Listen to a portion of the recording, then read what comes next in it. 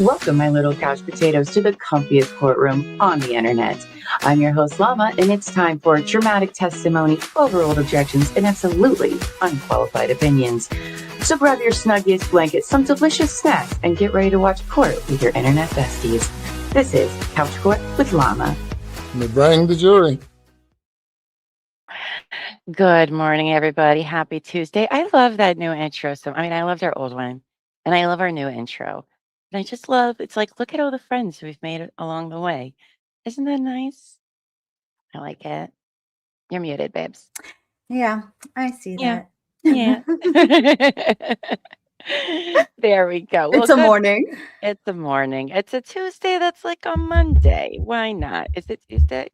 Yes, I believe it is. Anyway, so we promised y'all some more BAM coverage now that we've been able to get to a certain area of Laura Owens where we can just do her one day a week. So for the rest of this month, at least, Tuesdays and Thursdays, we're going to try to catch up on the Bricks and Minifigs Reckless Ben scandal.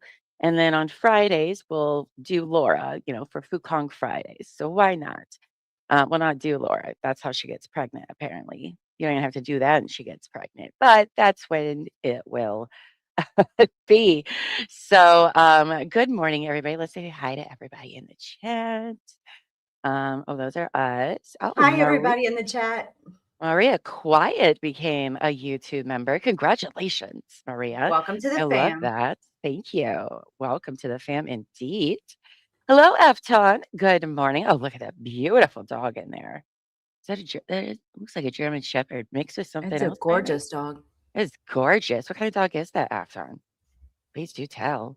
Hello, Bella's mom. Good morning. Good morning. Good morning to you, Dream and Echoes. Oh, Echoes, hi. I hope you had a lovely weekend on your travels. Happy to see you made it. Hello, Lady in Gray. Yes, everybody, as you come in, please hit the like button, subscribe if you're not, hit the notification bell, turn it to all. That way you get notified whenever we go live or drop an episode. If you're watching this as replay crew, don't forget to hype the video. Hype. It helps us get into another special algorithm, and it's all free to do all of those things. So we would really, really appreciate it. Also, we've started the Couch Court with Llama channel. If you haven't yet, please find at Couch Court with Llama. Go subscribe to that and do all those same things. And if you're like a super big fan of ours, if you could watch that channel a lot, we need to accumulate those watch hours for YouTube so that way we can permanently go over to our new home. Now, again, I am not going anywhere on True Crime and Wine Time. We are not going anywhere. All right.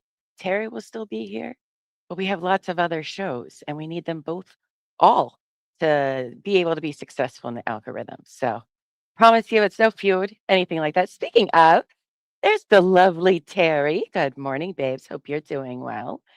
But yes, please make sure you go over there and subscribe. The reminders going in there. I think the link's in the description in the chat as well. Maybe. I don't know. So excuse me. What a fabulous hair day is this?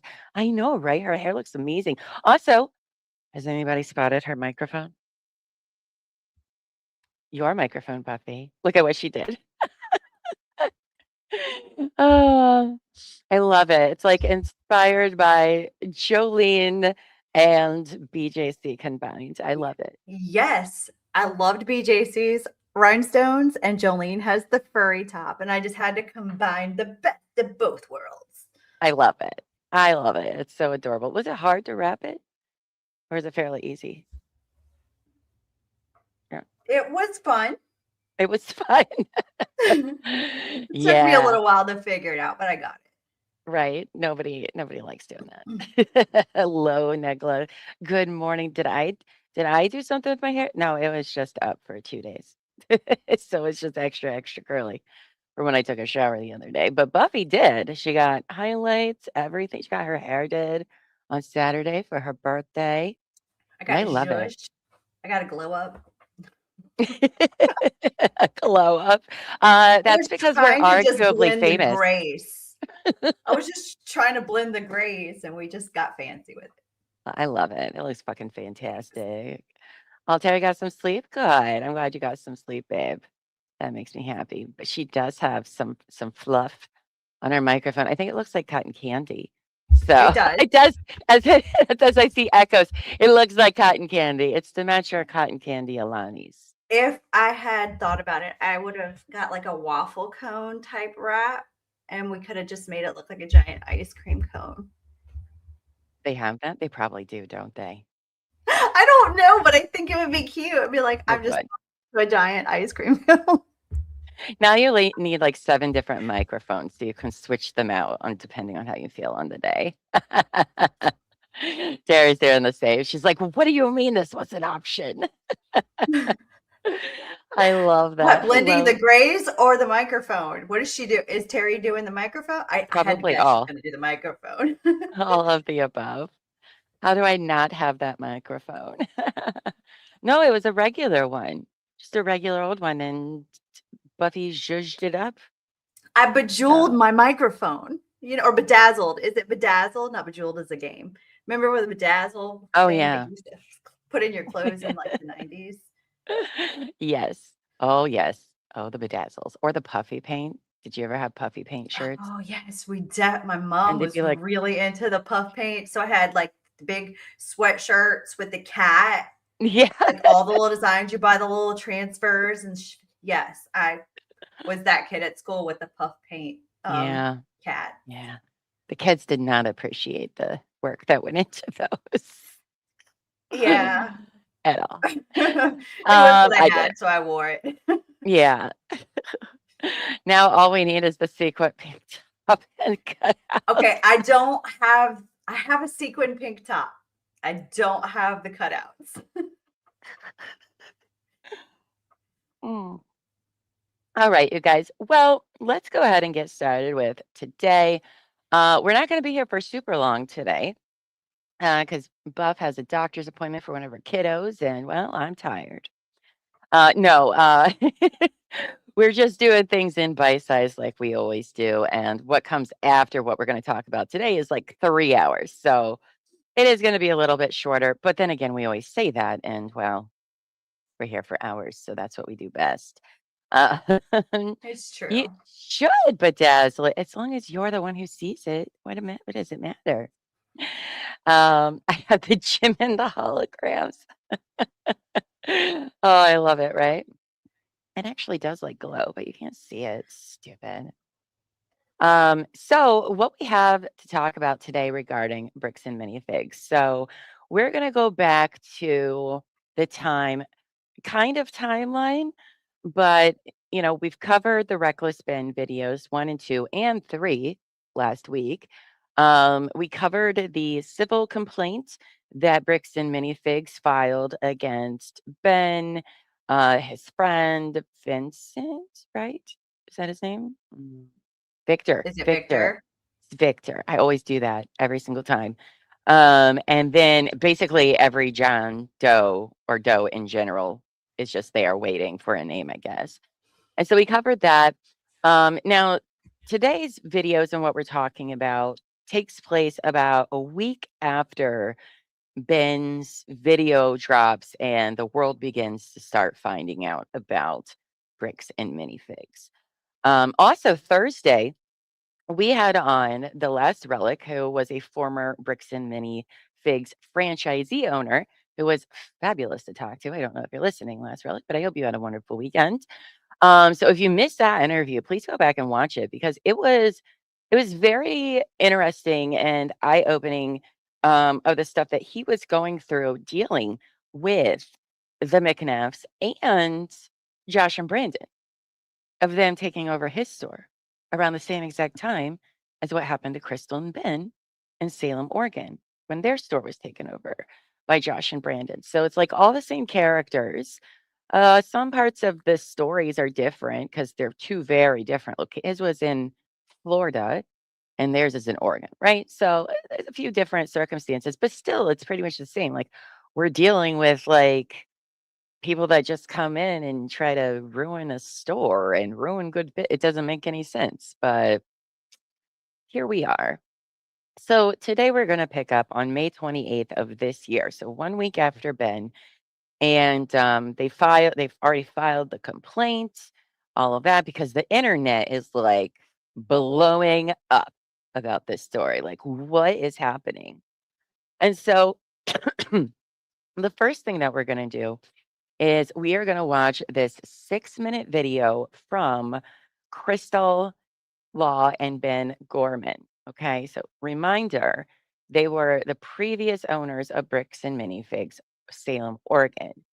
Crystal was pretty much like the face. Was like a silent partner, if you will, and Crystal mostly ran everything. She's the one who got into the consignment deal with Brian, the Star Wars collection, right? And then their store was taken over by corporate, as she had told them they were thinking about moving overseas, and it all happened very fast. So that is who they are. I wanted to play what they had to say about it. Again, it's only 6 minutes because we haven't really talked a lot about Crystal and Ben yet. So, what we're going to be doing over the next few weeks is kind of listening to the different interviews to put faces to the names and words to the faces, especially as we go into the court documents and things like that. I think that's going to, because there's so many characters in this story. I don't know about you Right. guys, but this helps me keep them straight. Like, Yeah. okay, when they say this person, that's who it is, and this is what they said. Yeah, and I don't really know all of I know the story, kind of know what's happening in court, but I don't know all the side stories that are happening at the same time. So I haven't seen Right. any of these interviews because Me either. So I think it'll be interesting to say the least, because after this, everybody starts talking. Everybody, right. which I mean, I'm not upset about it. We're nosy and we do want to know things. But also currently, Crystal and Ben here have sued Bricks and Minifix corporates. But we have not Oh, gotten into those documents or anything like that. But they have their own lawsuit going as well. So interesting. Afton said, I saw Ben on a long form podcast, learned interesting things about BAM stealing stores from franchisees legally. Well, one, let's like I said, we're gonna watch a bunch. I mean, a lot of people should have probably shut up, but they didn't. And that's fine. To each their own, go ahead.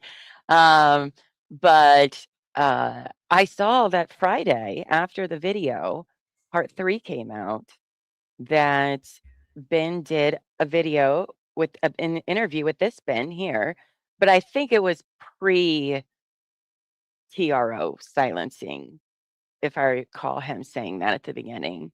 But then I did see that Ben was doing more interviews on Friday with people. I can't remember who he was on with. And I was like, Ben, don't do He's interviews, man.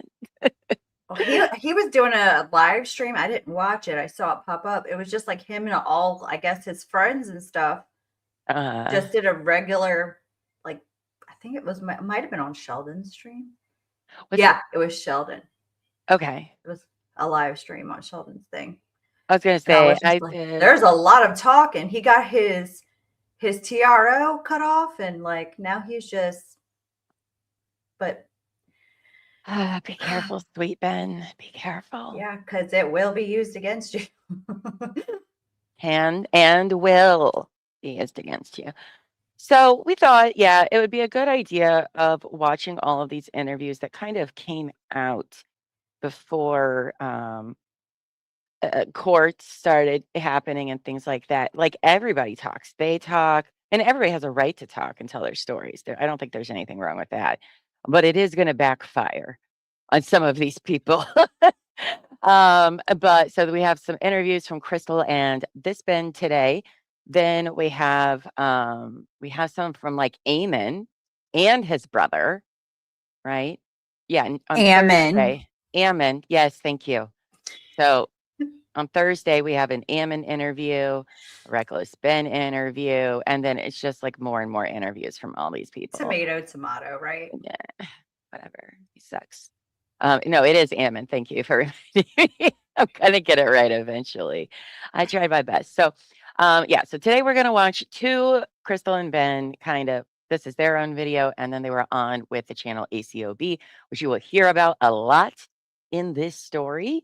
But we'll get to that channel here in a little bit. And then today, Bam does what they think they do best and puts out like blogs on their website about this stuff, which is always a great idea. And never ask back Gingrist how that works out for him. It's like, is he the Gingrist in this story? Like we're just gonna post our opinion on our blog. right. So that's what we'll be covering today. So let's go ahead and get on with it. As I said, this video is from Ben Gorman's channel, that guy right there. He has his own YouTube channel. Go ahead, subscribe to him. If you want to watch this without any commentary, A-OK, go watch it on Ben Gorman, which is Gorman, no E, because I always misspell it. And I have to tell myself that. I have to backspace every single time because my finger just automatically goes to that. But so this is what I think this is the first that they publicly say anything. I think, but I don't know for sure. Don't worry, chat will let us know. So let's go ahead and play this. Franchise and our life savings, along with a giant collection inside the store, which was owned by Brian Mansell's father, was taken by Bricks Minifigs.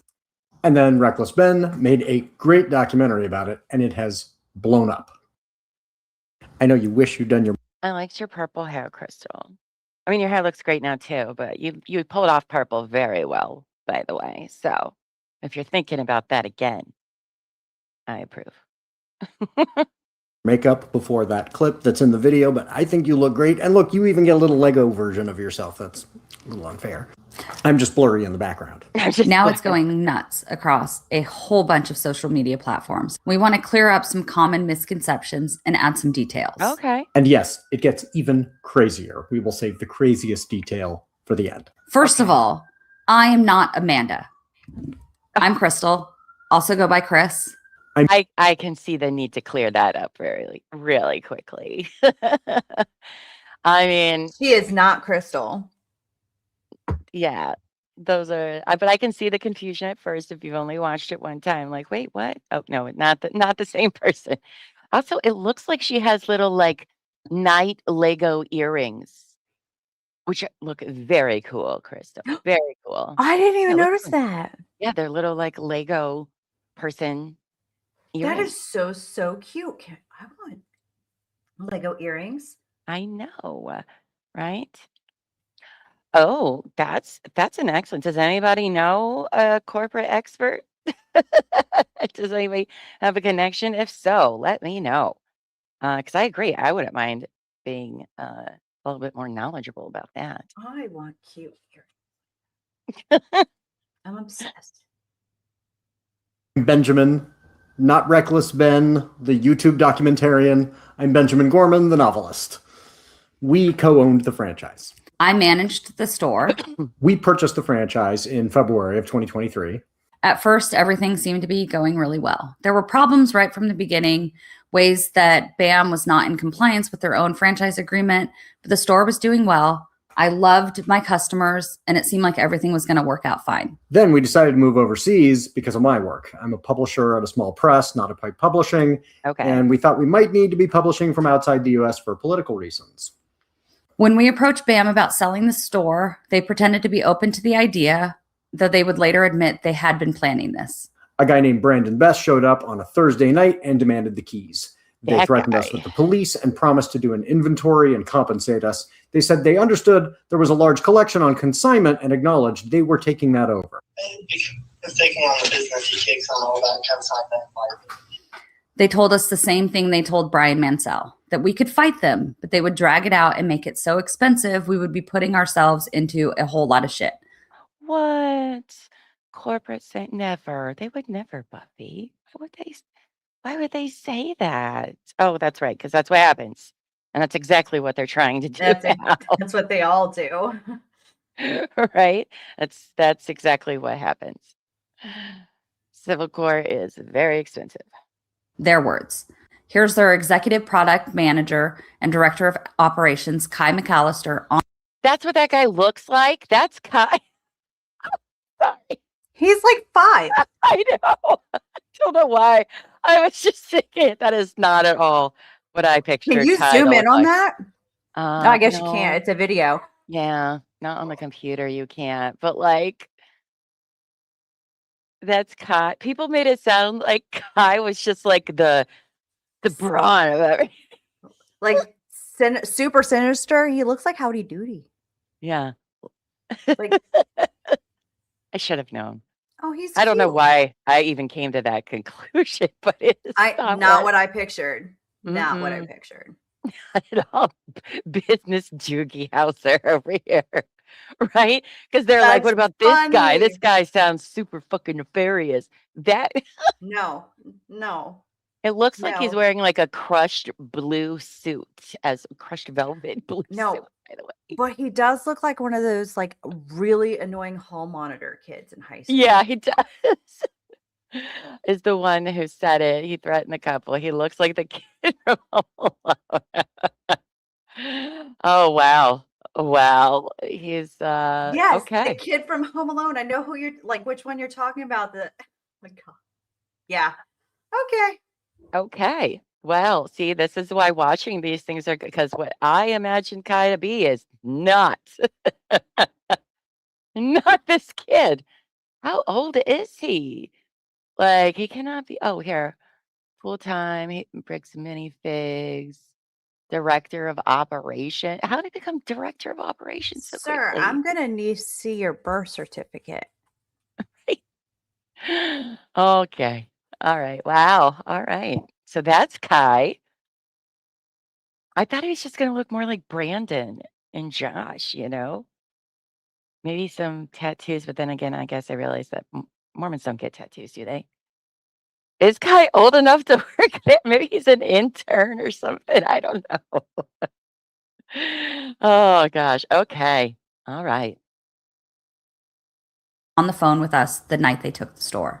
If we go the legal route, it's going to be a very expensive battle for you, and it's not going to be a good position for you guys to get into. There's not a whole lot of options for you. If you want to go the legal route, it's just going to be a mess, and it's going to be expensive for you. Yeah. So What'd you do? Read that on the back of a cereal box, Kai? Like, It sounds very scripted. it sounds very scripted. And he didn't sound like I expected him to sound either. No, blindsided over here. Okay. All right. What would you do, guys, do if we had this kid threatening you too? I mean, here's the thing, right? Is like he's not wrong. What were Ben and Crystal supposed to say back? Because he's not wrong. But once I saw his face, I'd react like this guy. I'm not scared of you. Let's I go. would take away his PlayStation privileges. I'd be like, no, sir, you're not playing your Game Boys or your PSPs or whatever you kids are playing with nowadays.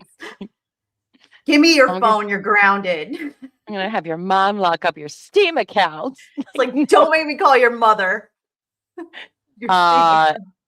Now he works at the corporate, so he was not in Oregon. He's in Utah in the story here. But like, yeah, if I saw that kid, I'd be like, are you serious right now? Like, no. No, but okay, fine. Like, okay. I'll tell his mommy.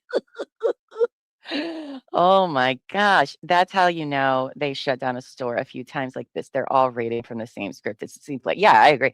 I bet you there is a binder with here's what to do if X happens, here's what to do if X happens, here's what to do, and so on. And they so have a on, flow chart. everything. Yeah, absolutely. Like, Did you know, they call at the beginning of threaten you? Severance. If yes, say this. If no, do this. Yeah. You know, at the beginning of Severance, when they're doing that interview with Helly, right? And he's like, which answer do I read next? That's exactly what I believe to be happening here. That's definitely it. So why not consider talking with us rather than leaping to this? We jumped on the call with Crystal this morning. And you talked with her or you talked at her? We talked at her. If you fight this, then you're putting yourself into a whole lot of shit. It sounds like a threat, and I can acknowledge you feeling that because in a way it is. I mean, we have no choice, correct? Yes. Notice that's not some franchise. Kai using all the bad words. Oh. Okay, sorry, I had to go get my coffee.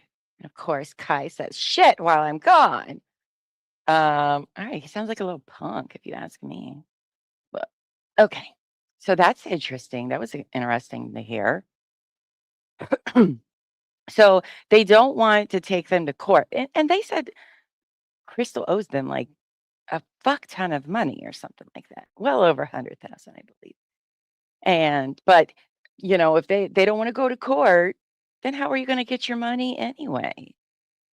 I would think court would be, it doesn't really matter at this point. That's what would happen in this scenario. If the owner's like that far behind, how are you going to collect your money? I would think that would be the only option. Mm-hmm. Hello, music. Sorry.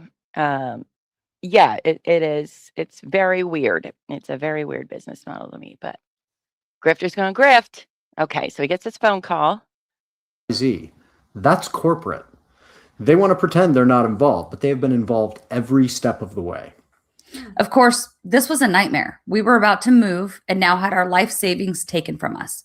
We still tried, but this loss made the relocation untenable. Eventually, we were able to find a lawyer to represent us in Utah, where BAM is headquartered.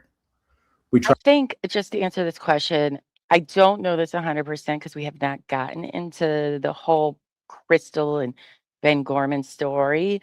But as a franchisee owner, you have to pay like royalties to the franchise and things like that. Now, that is what BAM corporate said.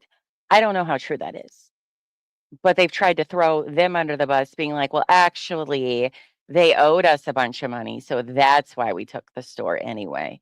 Now, I don't personally know how true or not true that is. But if that was in fact true, that they did owe them a bunch of money, then why are they saying they wouldn't? Who wouldn't take somebody to court if they owe them hundreds of thousands of potential dollars? You know? So, but I that's feel like what. it would be their first move in taking over. It's like you didn't pay us. Now you didn't live up to your end of the contract. Yeah. That was in the contract. If That it would was. be the next move. I don't know if it was or not. I just know We're that's what they're. learning. We're starting down this road. We're learning. That's why we decided to start at the beginning, so we can try to put the pieces together. Mm-hmm. Let's see. Tried to negotiate with BAM. Just as they threatened, they dragged everything out and refused to even offer a settlement. They've tried arguments that are so contradictory, they make no sense when put together. They claim they own the store so they can take it, and also that they never owned the store in between taking it from us and selling it to Brandon Best and Josh Johnson. It can't be both. They claim in their newest public statement that it's all our fault they took Brian Mansell's father's collection because they don't allow consignments. But they were always aware of the consignment. They promoted it when it was on the news and in the newspaper a year before they took our store. And the franchise agreement expressly allows consignment in contradiction of their newest statement. No. And we've since learned they were saying all kinds of crazy things about Chris behind her back, both to customers and to employees, which are slanderous, to try to blame this on her.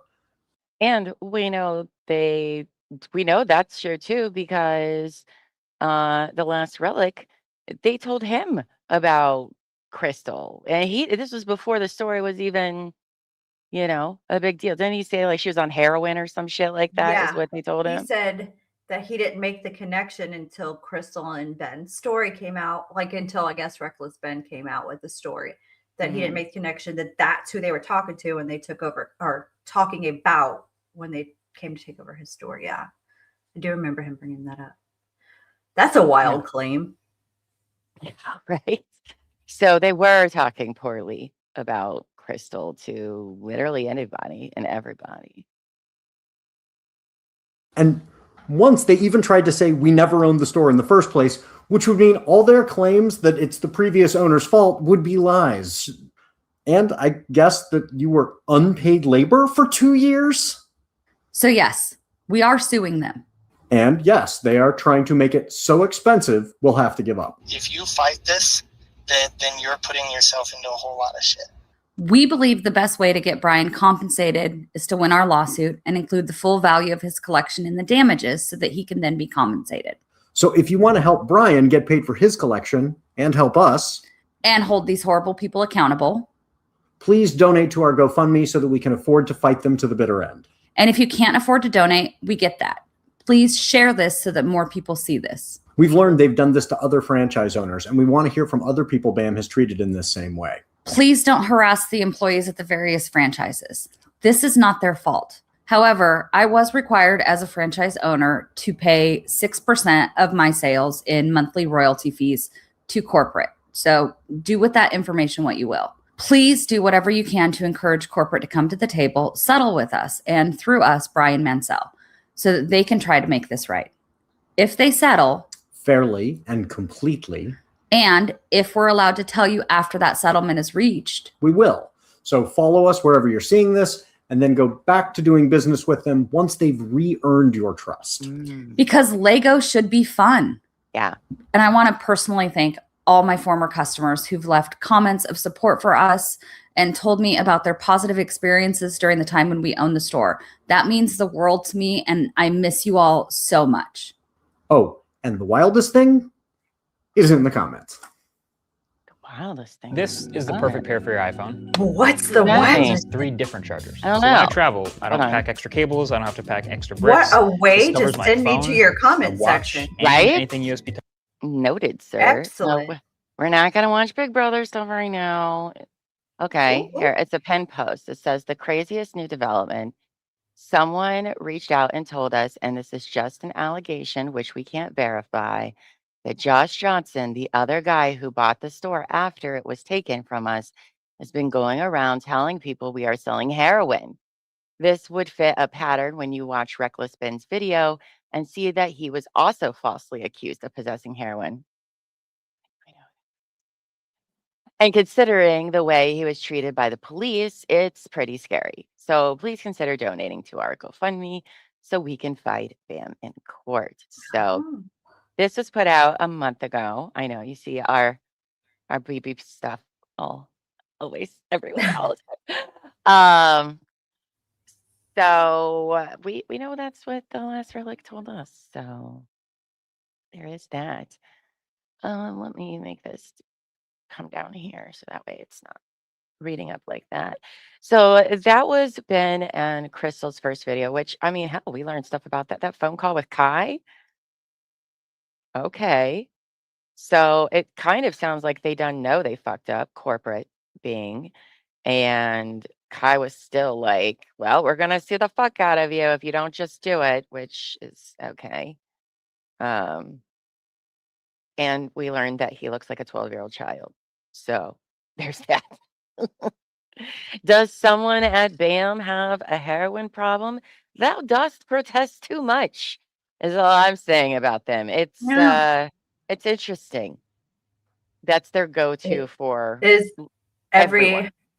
accusation a confession? We don't know, but I have questions. Right? Right. If I'll wager BAM would want full NDAs and good Mormon fashion. Oh, they probably will. I mean, well, most civil suits go with a settlement, don't talk about it sort of thing. So, but you're probably right too, as well.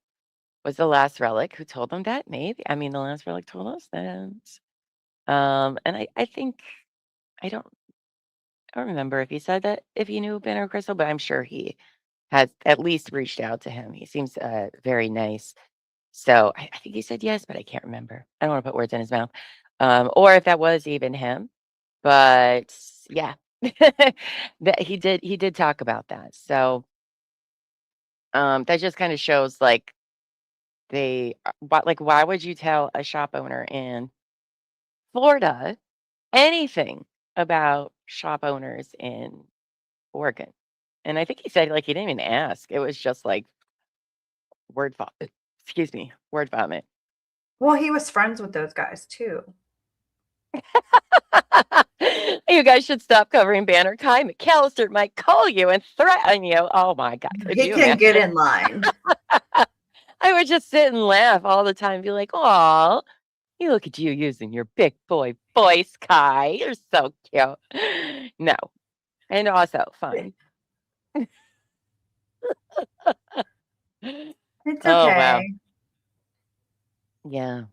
So the same day that comes out, hold on just a second. Let me check, make sure nothing's important.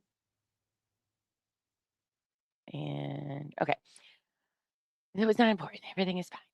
Just my mom saying, okay. Thanks, Mom. Okay. Anyway, so on the same day, Bricks and Minifigs puts this little blog post up on their blog. And they do quite a few of those. Yes, that's right. He played games with Eamon and them. So did your mommy Becca know in your lunchbox telling you what a good businessman you are? You're so tough and scary. Oh, I'm going to think about this all day, is what I'm going to do. This Kai situation here. My mind just can't even. All right. So they wrote this for the public to see the same day because, well, the internet is up in arms and being like, you guys are fuckwagons and we don't like you. So this is their response to customer inquiries regarding Bricks and Migs Salem, Oregon, clarity and resolution of an isolated and former franchisee's private civil dispute. Does anyone want to put bets on how much this one's going to be ChatGPT? I'm going to go with all of it. I'll go with like 96%. Probably. $5. $5. This is all bullshit. It probably is. If I had to guess. Because their last thing that they wrote that we read, I don't remember what it was so ChatGPT. It was ridiculous. All right, so this is what they have to say about it. When people think of bricks and minifigs, they think of families and children and a shared love for building something together.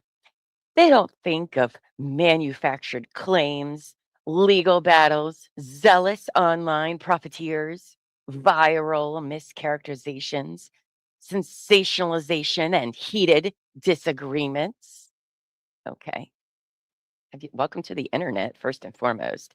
And also, you're a corporation. You have quite a few legal battles. You always will and always do. But okay.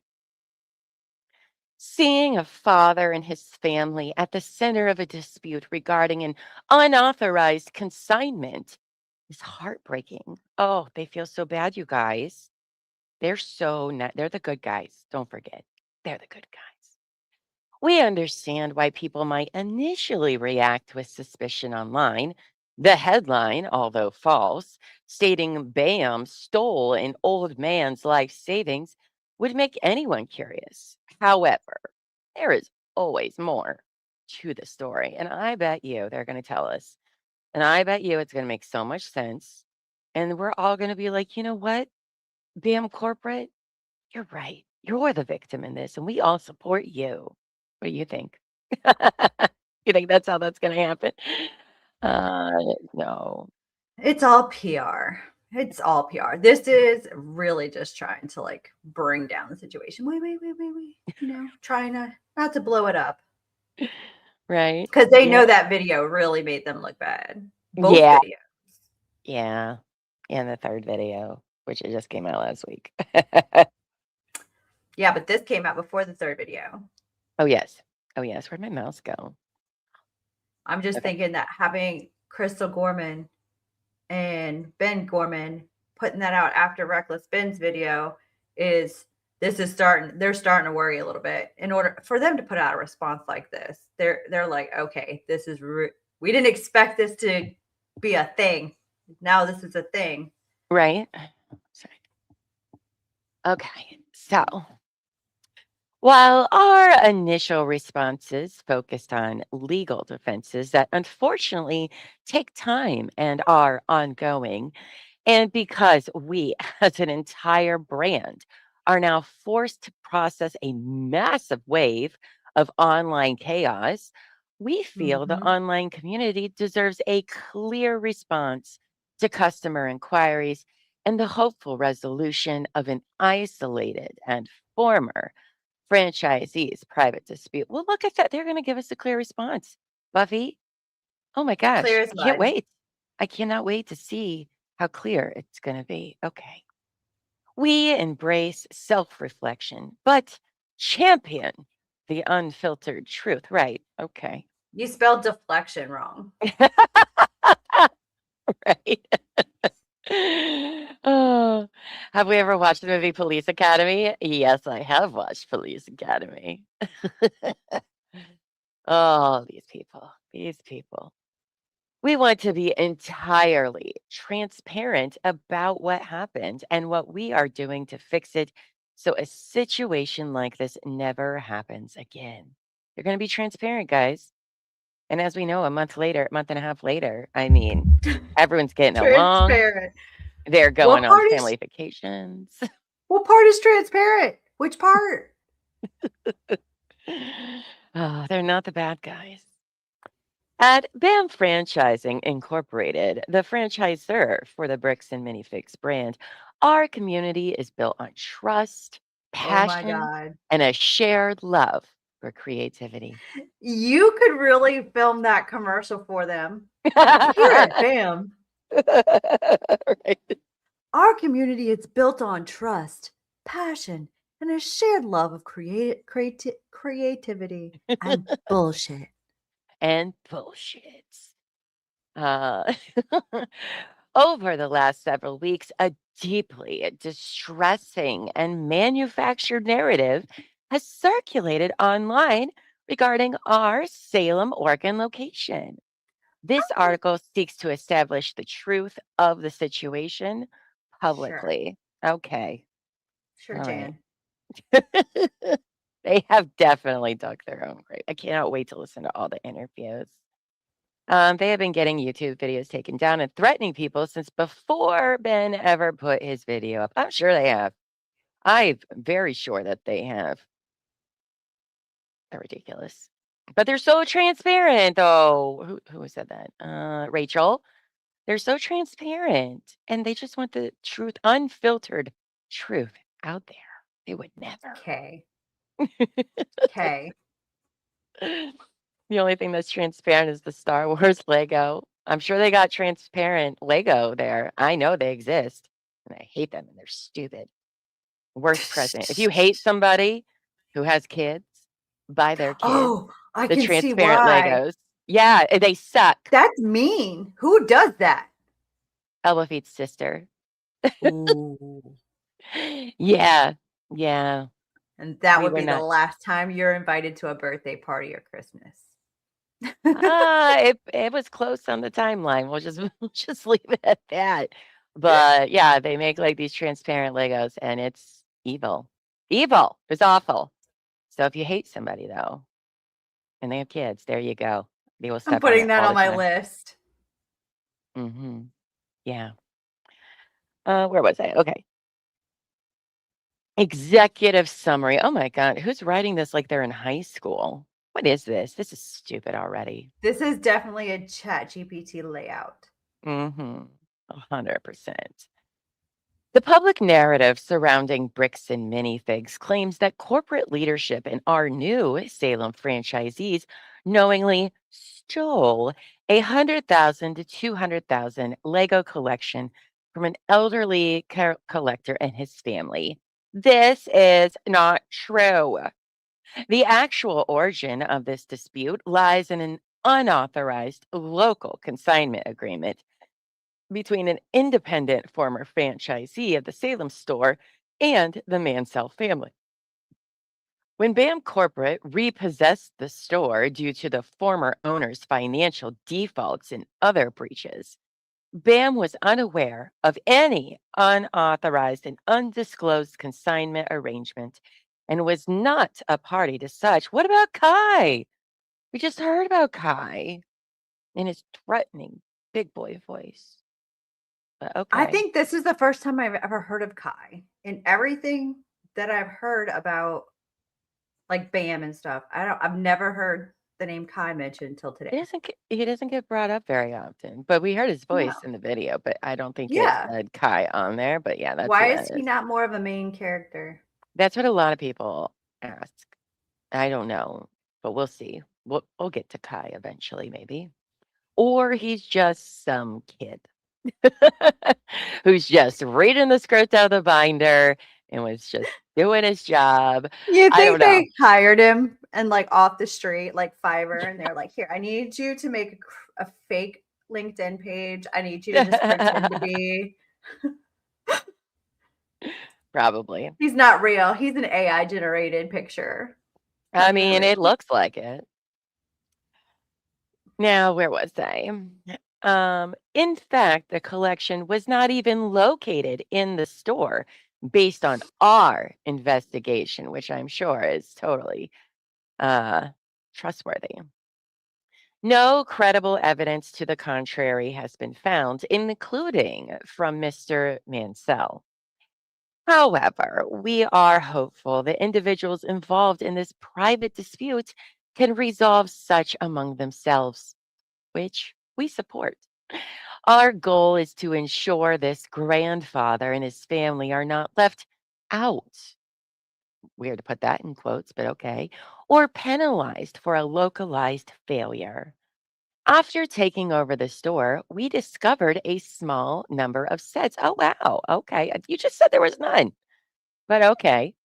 Valued between $2,000 and $5,000 that could possibly be related to Mr. Mansell's collection based on the limited information we received. But I thought there was nothing there.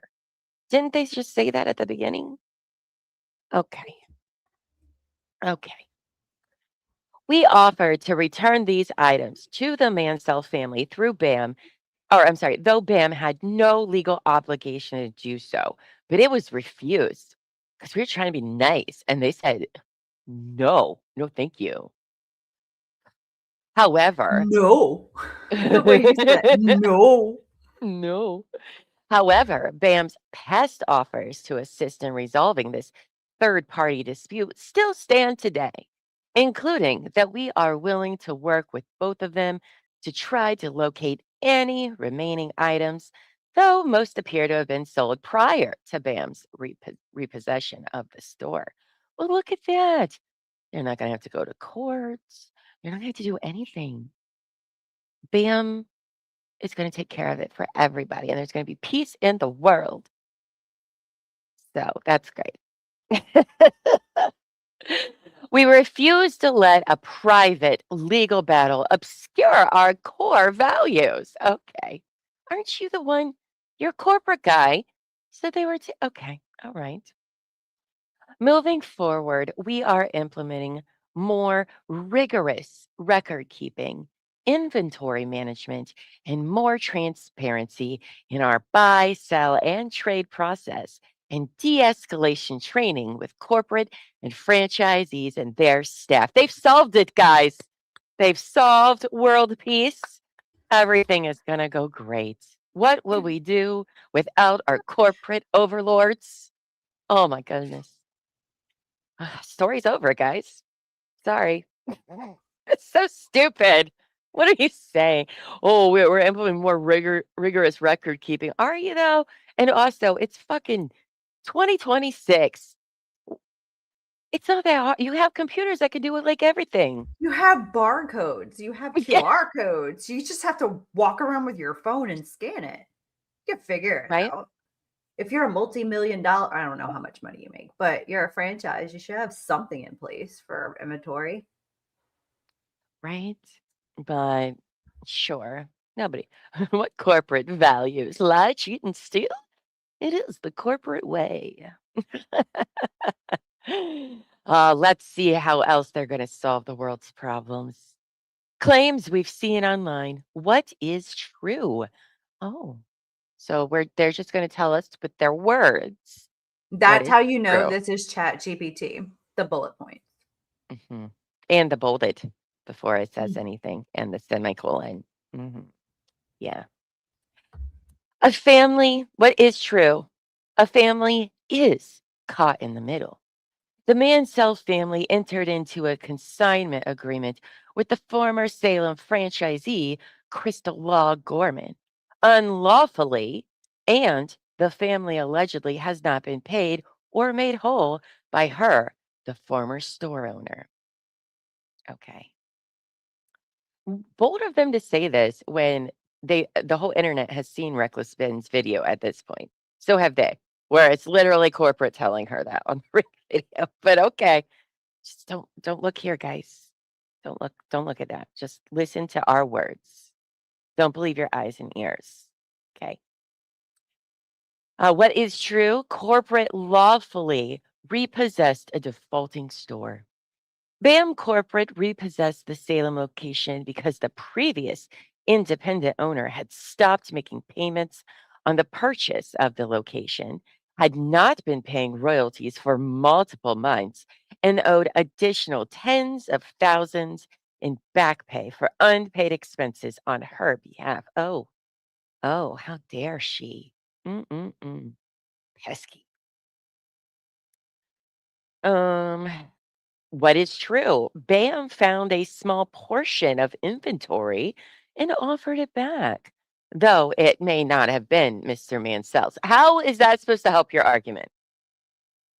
That's probably the worst point you've made so far. Is we found stuff we don't know who it belongs to, and it could belong to somebody else, but we're going to offer it to this person to solve this problem. That I doesn't was make any about to sense. say, you don't even know if that's his. So here, we found these. Will this make you happy? Yeah, fuck whoever they actually belong to. Don't worry about Right? that. It's fine. They won't notice because they don't have a YouTuber following them around. Exactly, Negla says more rigorous implies that you don't know if the claimants are lying or not, but you call them liars off rip. Exactly. You don't know shit about shit, but okay. I don't Exactly. know shit about shit. He's sassy. Rob Ben to pay Brian. It is the Bam Minifigs way, it seems like. This kills me the third party inventory where possible. It is a demand in the franchise agreement. It's crazy, but you know what, guys? Corporate would never do anything bad like that. They've never done anything bad in their lives. Ever. Ever. God, Not that buying point's so that. dumb. They go on This to say seems, more. I'm pretty sure Uh, this is pretty on point for them. Like, this is how they roll. oh yeah, I know of Legal Mindset. He's been around for quite a few years. Oh, thank you, Savage. Has he covered this? I don't know. I don't watch him, but I know he's been around for a very long time. Bam is trying too hard, right? Let's see. So this is their dumb point here, right? They found some. They said our incoming team found a small remnant of sets, estimated between $2,000 and $500, that appeared to be similar to the sets consigned. We set them inside and offered them to Mansell as a courtesy, and the offer still stands. I still feel like $2,000 to $5,000 worth of Lego is not a small pile of Lego. Right? Because they're not gonna give him, like, the expensive sets. Like, this has to be, like, a lot of sets, I would think, but okay. Oh, he's touched on it? Oh, okay. Well, I'll think about that. To be able to demand a third-party inventory audit, you have to dispute the store audit, which they refuse to give them. Shouldn't you just be able to do it? Hmm. Negla, in this case, this entire saga makes me upset when I threw away my son's minifigs when he left them out on the floor.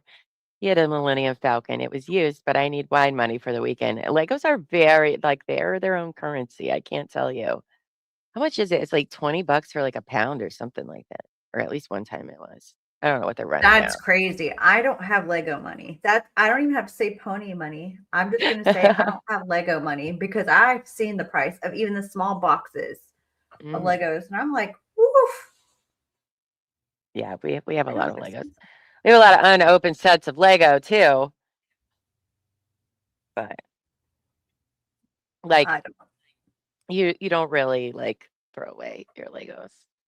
'Cause they have I always guess been normal like, people don't. but lots of people do that, Negla. Don't worry. That is a very common thing for people that aren't super into the The Lego world. Legoverse. Yeah, yeah, so there is that. But yeah, it's wild.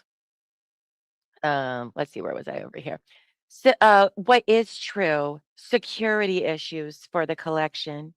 On a podcast in 2025, Mr. Mansell shared that the Salem store had been broken into several times during the period she had his collection, raising serious questions about the security for the inventory. What does that have to do with anything? You don't even know if there's inventory or not. So what is this? It's I see. deflection. They were Mhm. stolen. Yeah. That's basically what they're saying, right? They could have been stolen, but not by us. Not by us. That's the implication that I'm picking up. The collection was moved. Oh, what is true? The collection was moved off-site. In a separate written statement, Mr. Mansell acknowledged that Law Gorman had removed sets from the store to an off-site secure location, and that customers had to buy them first before they would be retrieved from storage. BAM Corporate never took possession of or had access to this off-site storage facility. Didn't she, if I'm trying to remember the lore we've learned so far, is that yes, they took them home because of this, and then they got the safe locked cabinet thing in the back to put them in. Isn't that what happened? That's what I Chat's probably remember. already said so. Hold on. That's what I remember hearing. You can only afford the Temu version of Lego. They're not great. Knockoffs are not great. Right. You took over the store. Her liabilities become your liabilities. That's what I always thought. Apparently, that's not the way it works in BAM. Right. So Crystal did buy safes. Yes. Yes. Oh, look who it is. It's Bubba Fett. Hi, Bubba. Well, BAM didn't give an audit because if you listen to the phone call with Kai, he said if Crystal walked away, they would wipe the 100K of debt he mentioned. BAM position was each walk away, which is very uncorporate like. So there's that. Yeah, that's weird. I got you. I got you, bro. Crystal had safes and put the Ring cameras up to secure Brian's stuff. Okay. So yeah. Okay. What else is true? The former franchisee had been selling the collection for over a year. Yeah, we know. Okay. A recent audit of point of sale system records show that over $50,000 worth of similar inventory was sold by Law Gorman during that time period. Well, I just thought you said we're going to work on making our sales more rigorous in tracking things. But now you're like, but the old way we did it definitely still proves our point. Which is it? Which is it? I don't know if she does or not, but still, it's irrelevant if there's all these missing Legos. The argument is not whether or not she's paid Ben. It's what happened to all the leftover inventory. They like to believe they are. If you ask me, I think they believe like there's some fucking Sopranos, that McNeff family. What is true? We must tighten our franchise rules. This situation proves that we cannot simply assume every local franchisee is following protocol. We will reinforce existing prohibitions on store level side deals. What? So you've had no control over your stores whatsoever, but it sounds like you do. Also, okay. I'm very confused by that statement. So are they trying to restrict like consignments? I guess so. That they never had, because remember, it was unauthorized, it was unlawful. They weren't supposed to do that. But don't worry, they're going to tighten it. So, you know. Okay. Okay. They're going to tighten it even though they're not allowed to do it at all. Cool. Right. What are you going to? Okay. Whatever. Right. They're going to lay down the law.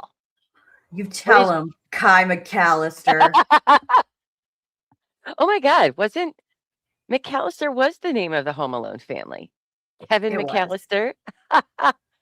Oh, sorry. It took me a second for that all to come in my brain now as I'm waking up. All right. What else is true? Bricks and Minifigs specifically trains owners not to offer consignment. Do you though? The franchise agreement states you agree that your store will use and or offer only services, products, and merchandise as set forth in the operations manual or as otherwise approved by us and as may be periodically modified by us in our sole discretion. The 2023 Owner's Operations Manual, which the former franchisee was bound to, states make sure, we're going to leave that part out, your business only buys. We do not lend, loan, consign, or pawn on any product that comes in. So, okay. Okay. Then why do they have like consignment like contracts at all? Yeah. Suspicious. Are we using the BAM map? Yes, we do have the BAM map as a wonderful resource, but we are just kind of like going over things at the beginning. So, but the BAM map, if any of you are interested, is a site. Just type in the BAMmap.com. I'm pretty sure it is. And they get really into the businesses, and I cannot wait till we get to that part. So I'm excited. Are they trying to say like they don't do like BAM as their like policy doesn't do consignments? They don't allow them in any of their franchise. And this particular Salem franchise went rogue and just decided to do it on its own. Yes.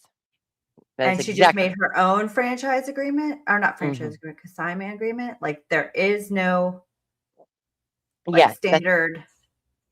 That's what they're claiming. However, the paperwork says it's totally fine. So they also, if I remember right, they came out with a new, franchisee agreement thing in April. So like right before this video happened, they rewrote like a whole new one. So it's very interesting. It doesn't really make a lot of sense.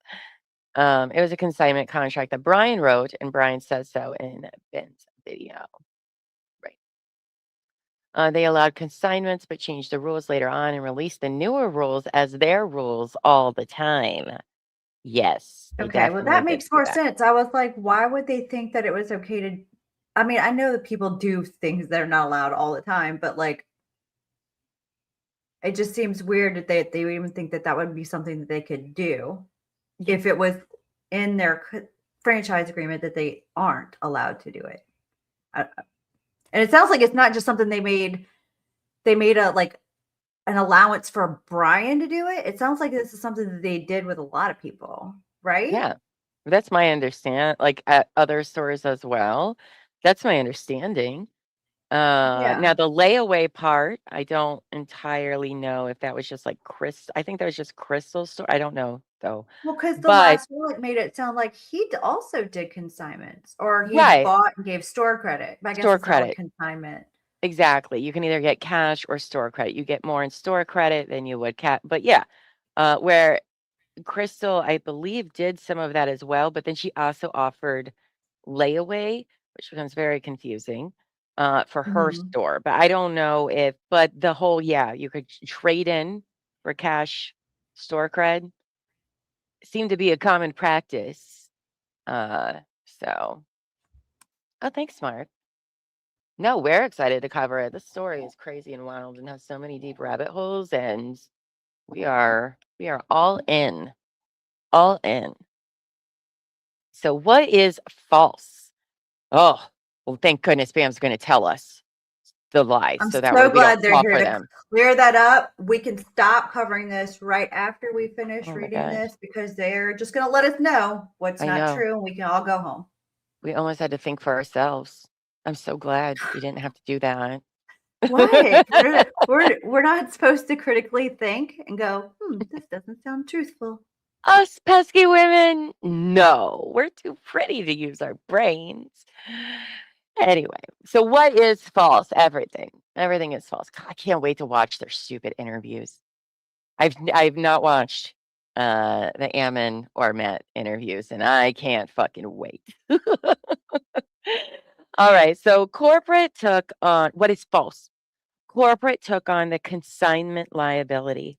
We acknowledge a corporate support employee, Kai, verbally said that the new owner would take all the consignment liability when store ownership changed hands. The employee wasn't making any formal agreement or committing the company legally. What happened to Kai? Does Kai still work in there? Did they fire Kai? Where's Kai? Where's Tattle? We're missing people in the story. The statement's intention was that any consignment inventory in the store would go back to its rightful owner, not that we were taking any agreement on ourselves. Our approach from the start has been simple. Any inventory that doesn't belong to us should go back to its rightful owner. Well, thank God we solved it, guys. Whew. I told you. We can all My go home goodness. after this. They were just going to give it all back, but there wasn't any. So it's fine. No, Rose, this is not new from today. All right. This is not new from today. It's from May 28th of this year. Okay. Not from today. But yes, everyone, if you are new here, please like, subscribe, hit the notification bell, go subscribe to our other channel, depending which one you're watching on, Couch Court with Llama or True Crime and Wine Time. We're on both for the time being.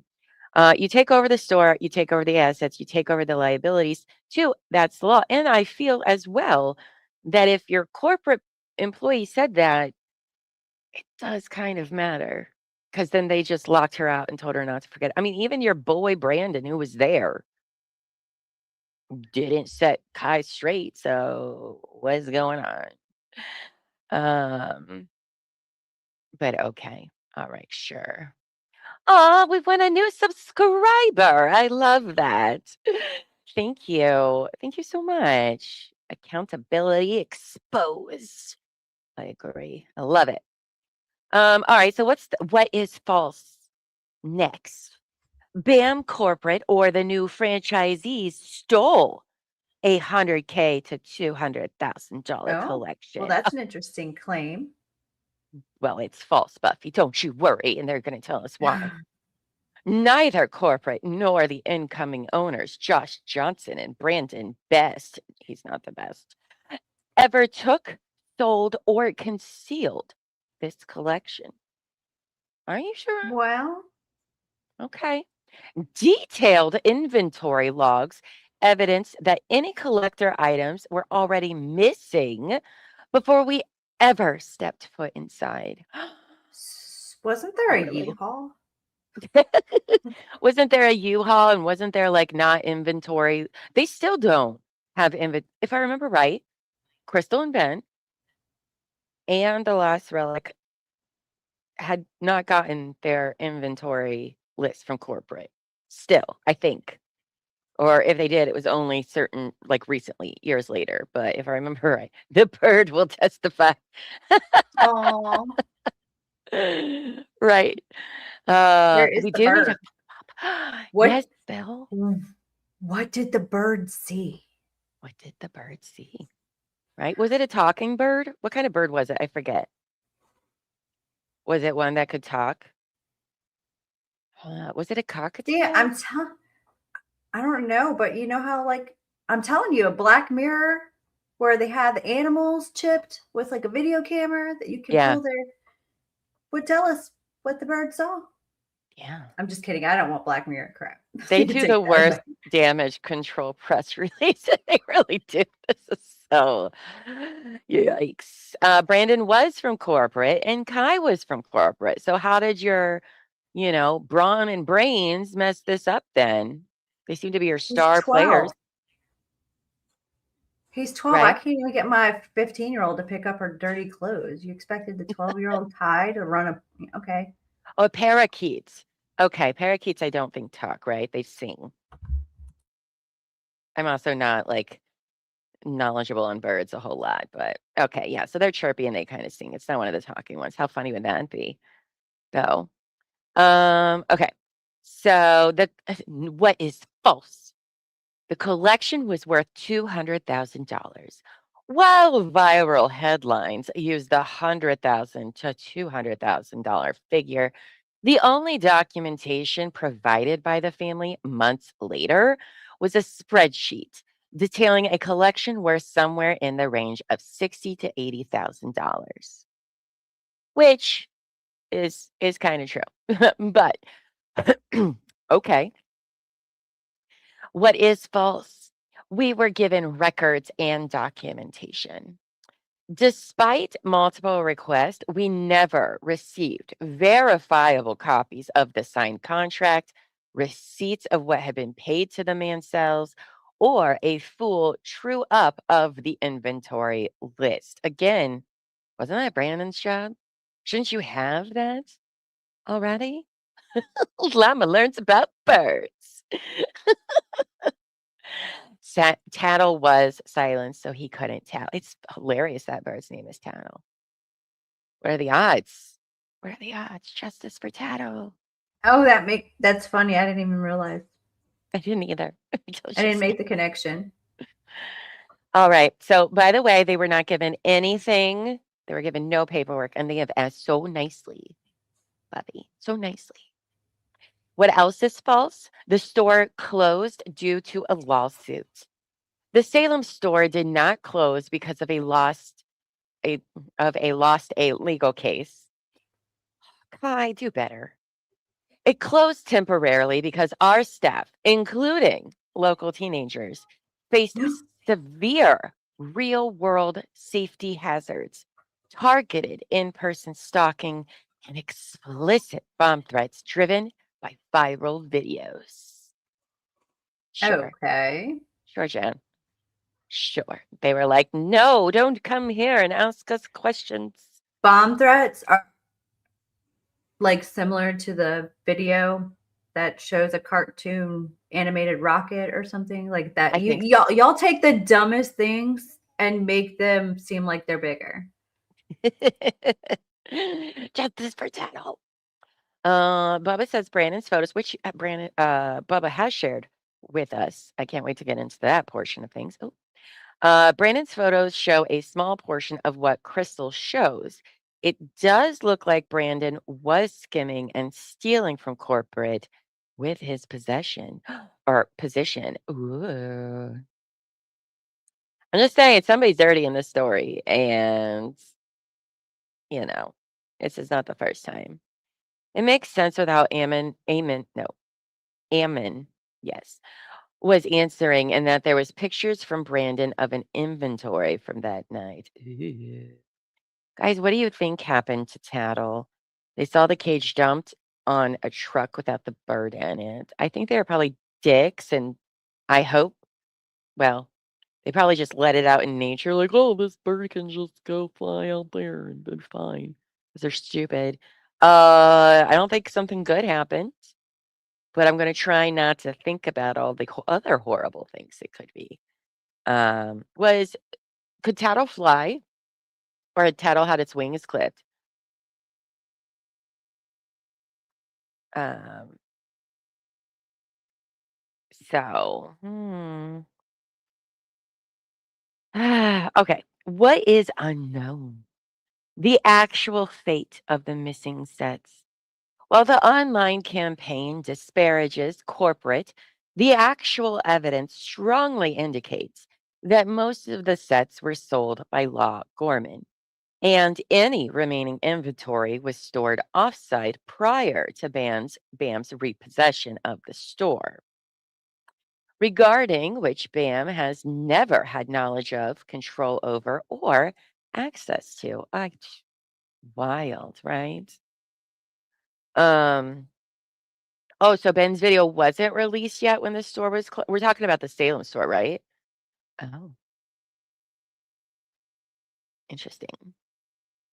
Let's see. Poor Tattle. He was clipped. Oh, yeah. So they're probably fucking dumbasses. It was like, we'll just let it out and it'll be fine, which is not what happens. Or maybe Tattle has went into witness protection. I don't know. I hope only good things. I heard that Victor might know something about what happened to Tattle, but hasn't said anything yet because of bird law. Bird law. Bird law. Oh, that makes me so sad. Oh, see, that's what I don't want to think about. That makes me sad. That's pretty. I don't know. That's pretty. It's pretty wild. Um, it's a pretty wild accusation, but yeah, yeah. And it happened in November, so it would have been very cold out for little Tattle. Oh, that's true. That's true, Bubba. Josh couldn't tell the difference between rubber ducks and chickens. Josh may have eaten. Oh, well, he found rubber ducks to be terrifying. Imagine what he thought of a real heart. I Remember? don't really think there's a whole lot of meat on a parakeet. Oh, yeah, I don't think he had a good fate, sweet Tattle, but he'll forever be in our hearts. In Tattle's name, amen. All right, so there's more to this not great press release that they put on their blog because of course Of course there is. Yeah. Because we haven't dug our grave deep enough. Yes. We need to keep going. Okay. So, standing together, defending our franchises, model in our beloved community. While we are completely willing to look in the mirror, tighten our business practices, and improve our corporate oversight, we must also draw a hard line against the aggressive, lawless bullying that has targeted our brands. You guys, that's who he's talking about. Lawless bullying. Bricks and Minifigs is not a faceless, monolithic conglomerate. We are a network of over 300 locations across the United States and Canada, almost entirely owned and operated by local families, mom and dads, and passionate members of the Lego community. That's why we're doing so poorly with the press that it's hurting all these other people. But don't worry, we got it. We're about protecting these 300 stores by constantly putting our foot in our mouths. But okay. These franchisees invest themselves in savings into building joyful environments for children and collectors. And I will say this, it does make me sad, right? Because a lot of these people did put all their life savings and everything into it. We've heard Crystal and Ben's story. We've heard the Last Relic story. They're not the only people that invested a lot of money and time and hope and dreams in making something happen. Say, geez, this is such a terrible press release. Oh, girl, let me tell you what, there's so many more.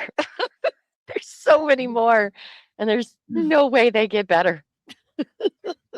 So Does Laura write their press releases? They're really long. maybe that's the job she had before 2025 that she talked about in her court filing. They're just really long, unnecessarily.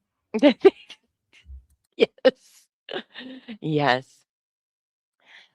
Over the last several months, our ecosystem has been subjected to a vicious and unlawful campaign of disparagement and harassment.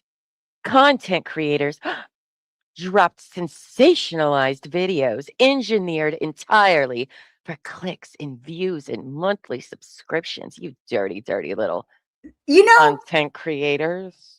Clicks and views is becoming such a buzzword. It's like anytime you want to discredit somebody on YouTube, just say they're doing it for clicks and views. And all of a sudden it's like, that's right.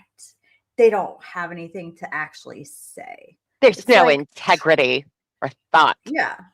Like that's just, it seems like the buzzword. It's like the go-to, Oh. Yeah, it's ridiculous. Well, they're just on YouTube. They're just a YouTuber. Who cares? As if It's we're not so people with actual opinions. right.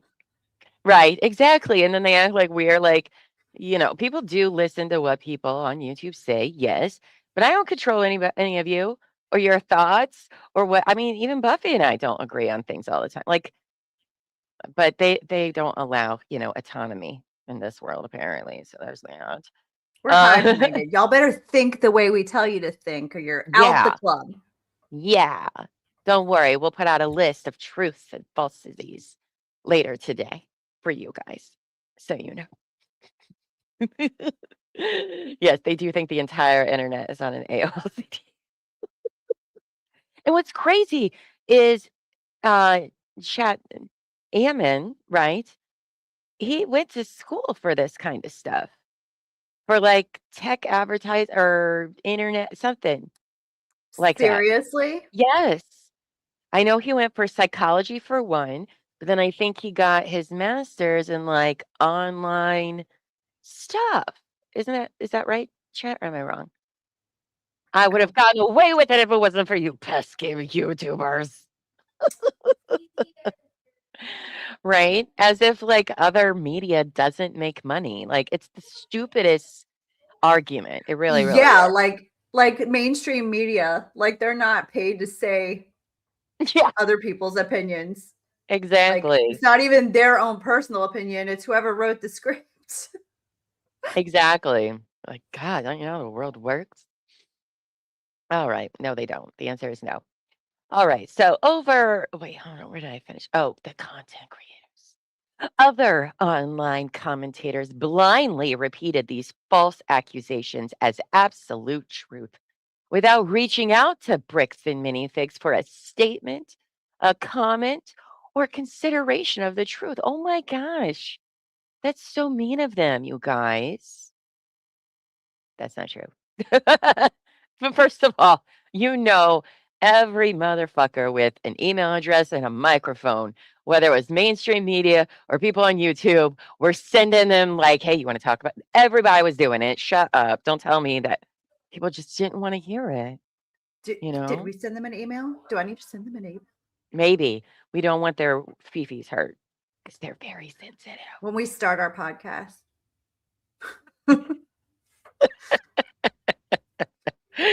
Oh, yeah, the stories and anchors reads our script. Exactly. Like it's so stupid. It's so stupid, but what can you do? Okay. As the guy who took over the store an attorney? No. No. They're just a bunch of dumbasses who run No, but I heard businesses. that I did hear, and I just pop into BJC's streams every now and then that he almost puts out on his website. It almost implies that he's an attorney, or it Yeah. like leads you to Or believe Josh. that somebody. Because One of the two, I can't remember. there's the whole Legally Mine company where they got in trouble in Ohio because it came across they were trying to give legal advice and they had Right. nothing to do with law. It's a whole thing, and we will get there someday. We will get there. But no, they're just a bunch of dumbasses, though. They're a bunch of dumbasses. I I can knew say I had is heard true. something. I feel like I hear little bits and pieces everywhere, Mhm. but I don't have it all in a linear Ugh, format. But yeah, It's that's why we're such here. That's why we're doing it this way. it's such a massive story. Such a massive with all different tentacles, and I love it. Yes. A partner in a I know small you love a firm. complicated case. I do. No lawyers were involved in the creation of this shit show. I think we should actually put that as like the beginning of I, our intro. I do love No that. That's lawyers are funny. actually involved in our shit show. Oh, yeah, it's a mess. They make some oopsies. Don't worry, we'll be seeing lots of oopsies over the next couple of weeks in these interviews. Because if you think this is bad, it does not get better. They do not do better. So, let's see. As a direct result of this reckless approach common in internet culture, innocent people have faced real world trauma. Think of the trauma, you guys, that you're all creating. How dare you? Oh, okay. That's rich. Local but small business owners who have absolutely nothing to do with the Salem store have had their livelihoods threatened and their characters and reputations assassinated online through coordinated review bombing and negative comments, messages, emails, and phone calls. And don't worry, BAM Corporate has nothing to do with it. It's all you guys. You're the assholes, not them. Not what they're saying online has They any said consequence. mean things on the internet, y'all. And I'll say this, yeah, I don't think the other, franchisee, I don't like that they're being affected by it, but they're getting affected by it because of the corporate shenanigans. Top down, buddy. Hello. You're not making it easier for them either. Teenage employees, oh my goodness, teenage employees working their first retail jobs have been cornered, recorded, and aggressively harassed. Think of the teenagers, guys. How dare they get a taste of what the real world's like? Because that's what they have to look forward to. All right. Life is not pretty once you become an adult. All right. So there you go. And it's retail, which sucks to work in. Private families have had content creators show up at their residence in disguises, leak personal information, stalk their neighborhoods, and compromise the safety of their homes. What content creators? Not even fucking JLR was out there for once. Like, who? Okay, can you imagine? Who's there? That's funny. Oh, right? Like, I mean, there are content creators that do that, but like, where's their stuff online? Is what I want to know. Where's the things I can watch? That would act. Yeah. You don't even know. You don't even know how crazy it could have gotten for you, but Right? But it hasn't. So, um, let's see. Oh, the Ciders case. Yeah, I've been looking into that as well since it is in my Ohio backyard. I think we'll be talking about that fairly soon on True Crime and Wine Time. Think of the children, the horror, the shock. How dare they learn that the world will eat you up and spit you alive. Anyway, our community spaces have been disrupted by coordinated bomb threats and safety hazards. Coordinated bomb threat? Does the FBI know about this? Or what's the other one called? Firearm FTA. Do they know about these coordinated bomb threats? Because that's kind of like a federal issue. I bet you've given them all your proof, haven't you? No. This is not advocacy. This is not consumer protection. It is targeted harassment and monetization of conflict negatively affecting tens of thousands of owners and customers across our store. We will not be bullied into silence, nor will we allow an online mob, you guys, to destroy a brand built on honesty and imagination. Okay. Well, imagination, it seems like you could have one of those because this is outlandish. Honesty and imagination, y'all. They're word choices. Yeah. Right? Like, okay. Okay. No. Right? Why would the teenagers be all like, oh no, not the camera? Have you met Gen Z? They literally have it on like all the time. Like, oh, these people are so out of touch. I mean, yeah, I don't think we should be harassing anybody, but how many people are actually harassing anybody? All right. And then you're like, but they're making money off this, as you're like basically, allegedly, in my opinion, robbing people. You are literally being accused of that. So, okay. Okay. Getting out your smellless violin. Well, thank you. They really need that. Say cheese. Don't break a tiny string. Oh, these people are ridiculous. Our business model, centered on the joyful exchange of Lego products through buy, sell, and trade, stands strong. We stand behind our dedicated franchisees across the nation who pour their hearts into their communities every day. To the real building community, the families, the AFLs, adult fans of Lego. I didn't know there was a name. Why does there need to be a distinction? Okay. And the neighbors who know who we truly are. We thank you for standing with us. Well, you're the only real building community. The rest of you, fuck off. Okay. All of you other people who have loved Legos for years, you're not one of them. So fuck off. You're not real. We are doing the hard work to make things right, to protect our customers, and to hold ourselves to the highest possible standards. Coming soon near you, but not yet. We're not there yet. We're not doing that quite yet, but we're going to get to it someday. Don't worry. We ask that you look at the facts, reject the manufactured drama and unlawful activities, and continue supporting your local brick and mortar Lego resale stores. Together, we will keep building. Oh my God, I hate it so much. This is why I can never work for corporate America. I can't take them seriously. I It can't do literally sounds like a commercial. It is. It is. It is. Or like a what is it, the recruit video? Like when you get onboarded and they make you watch the video about the business, and it's like, together we'll keep building. And it's like We weird. should make one. They make it Well, absolutely have our own. ridiculous. Oh, for Bricks to Minifigs? Yeah, a parody You one. just wear a Mhm. suit. We could probably do that. It would be funny. That's true. Here at All Bricks right. and Minifigs. All right. Some frequently asked questions because they want to tell you how to think further. Okay. Question. If you want a resolution, why not just pay the money demanded online? Answer. We are completely willing to sit down and figure out a fair, reality based way to ensure this grandfather is made whole, even though we've known about it for like 2 years. We haven't done that yet, but we're willing to do that.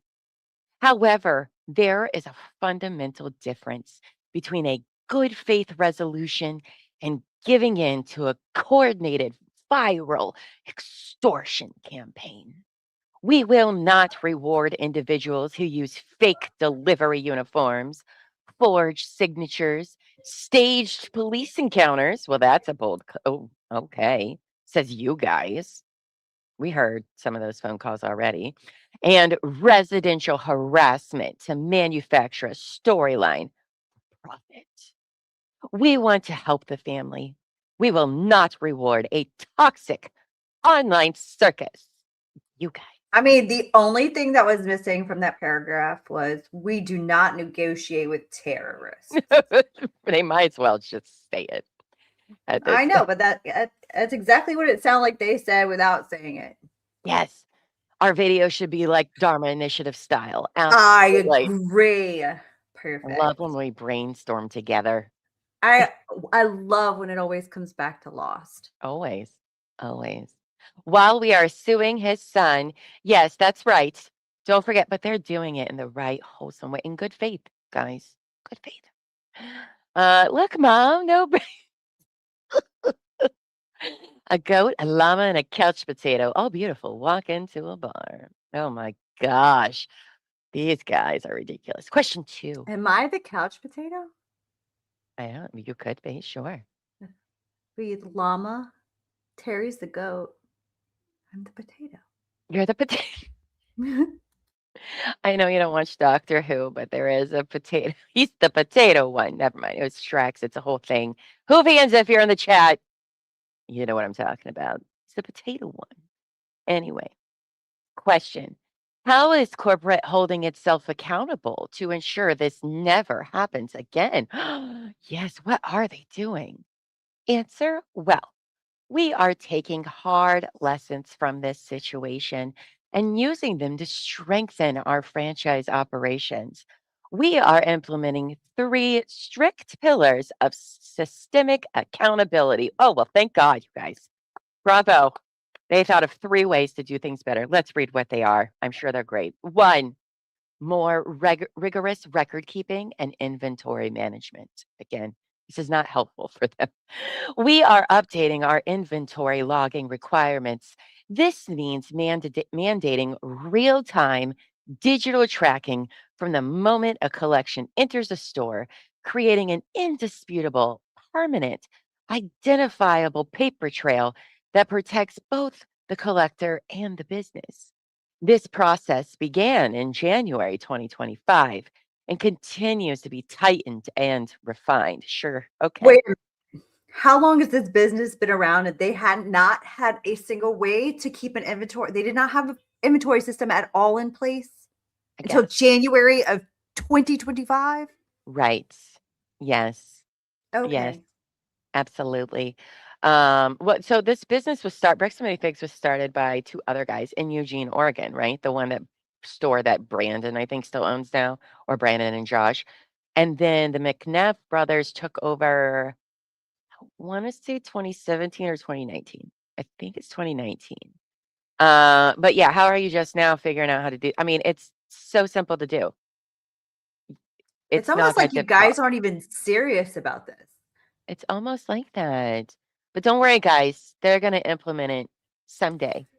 Someday soon. They've thought about it, and that's all that matters. So cool. Two. I mean, because yeah, right? This is not, I don't think that's going to be good for them come lawsuit time. Like, so, oh, you guys weren't doing a good job anyway, even on the corporate side of things? Ooh. Ammon and Matt have been operating at a loss for the last 5 years. Wow. Wow. All right. I mean, there is, but like, it's not that difficult nowadays. Come on. I wouldn't want to partner with them if that's the case, but okay. Two. Now, let me say, when we talk to the last relic, they do not give all of the potential franchisees all of the information like they should, like sales, how many have closed down, things like that. If I remember right, he said they did not give them to him. So they're not being entirely transparent, even though they say it's the way, the Bricks and Minifigs way. Two, oh, look, they're going to tell you how transparent they are. Absolute transparency in the buy, sell, and trade process. We are completely eliminating ambiguity at the counter. Oh, well, thank God. Every single customer transaction, especially large scale trades, will require standardized corporate approved disclosure forms. Informal, off the book side deals or localized consignment arrangements will continue to be strictly prohibited system wide. Okay, sure, sure. They were knowledgeable of the Mansell collection. So, okay. Right, Rachel. They are very much obligated to do that, and they haven't. Guys, don't you think it would have been cheaper for BAM to just pay Mansell off? I think given the 65 to 35 split, they might have only owed him 65K or less. Yeah, I would think, right? I don't know. We have not dived into, I have a whole list for every single thing that we're going to work through. But this is not great for this company. But don't worry, they got it under control, guys. Got it under control. Three, mandatory professional behavior and de-escalation training. Okay. I don't know why this is a priority, but okay. We are introducing comprehensive training for all corporate staff, franchise owners and their staff, as well as new and incoming franchisees. Sorry, I had the hiccups a bit. This curriculum focuses on maintaining strict professional boundaries, handling complex customer disputes with empathy and clarity, and understanding the precise corporate protocols required to resolve store level issues safely and professionally. Internal reviews are actively being executed, and any Deviations from corporate standards will be addressed through formal corrective actions. So basically, we're about to lock down all you motherfuckers. We're going to tell you how to act and what to say. And if you don't do that, you're gone. You're gone. Don't try to handle anything that isn't in the handbook. I, I don't know. I don't understand why this. So they just thrown Kai under the bus? This is everybody but them. Yeah, yeah. It's not smart. Not smart. Because in the end, you are still responsible. See, that's the thing, right? Is they're not even taking responsibility for what their underling employees did. Like, no matter what anybody does, the top is responsible for it. So, but here it seems like they just are throwing everybody under the bus except for the McNiff brothers because they would never. They've never done anything bad in their lives. But that's interesting. I know I wouldn't feel like corporate had my back if I was a franchisee owner, despite them saying, we got your back. Do you? Doesn't sound like it. Question: is this offer to help find and return the sets identified as similar, though not proven to be Mr. Mansell's, still valid? Question: yes. Our position has been and remains that we are willing to help the parties resolve their private disputes, including the Mansell family, how we can. But we're going to file our own lawsuit against all of them. And no, we're not actually going to do that, but we did. To the extent any inventory owned by the Mansell family can be reliably confirmed as having been in BAM's possession, we are willing to identify it and coordinate its return. We are also offering to assist in the recovery of any financial amounts that may be owed. To assist in the recovery? So getting the money from somebody else to give to him, is that it? But that process must be handled through lawful channels, supported by the documentation and coordinated with the Mansell family or their authorized legal representative. Okay.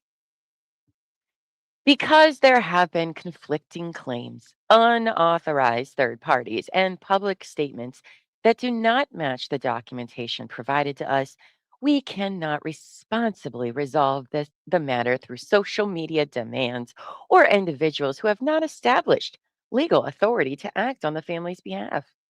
We remain willing to help, but we need authentic and reliable documentation and proper representation necessary to do so responsibly and fairly. Okay, well, I'm dumber now, so that's great. Thanks. Love that. That was certainly a lot of words.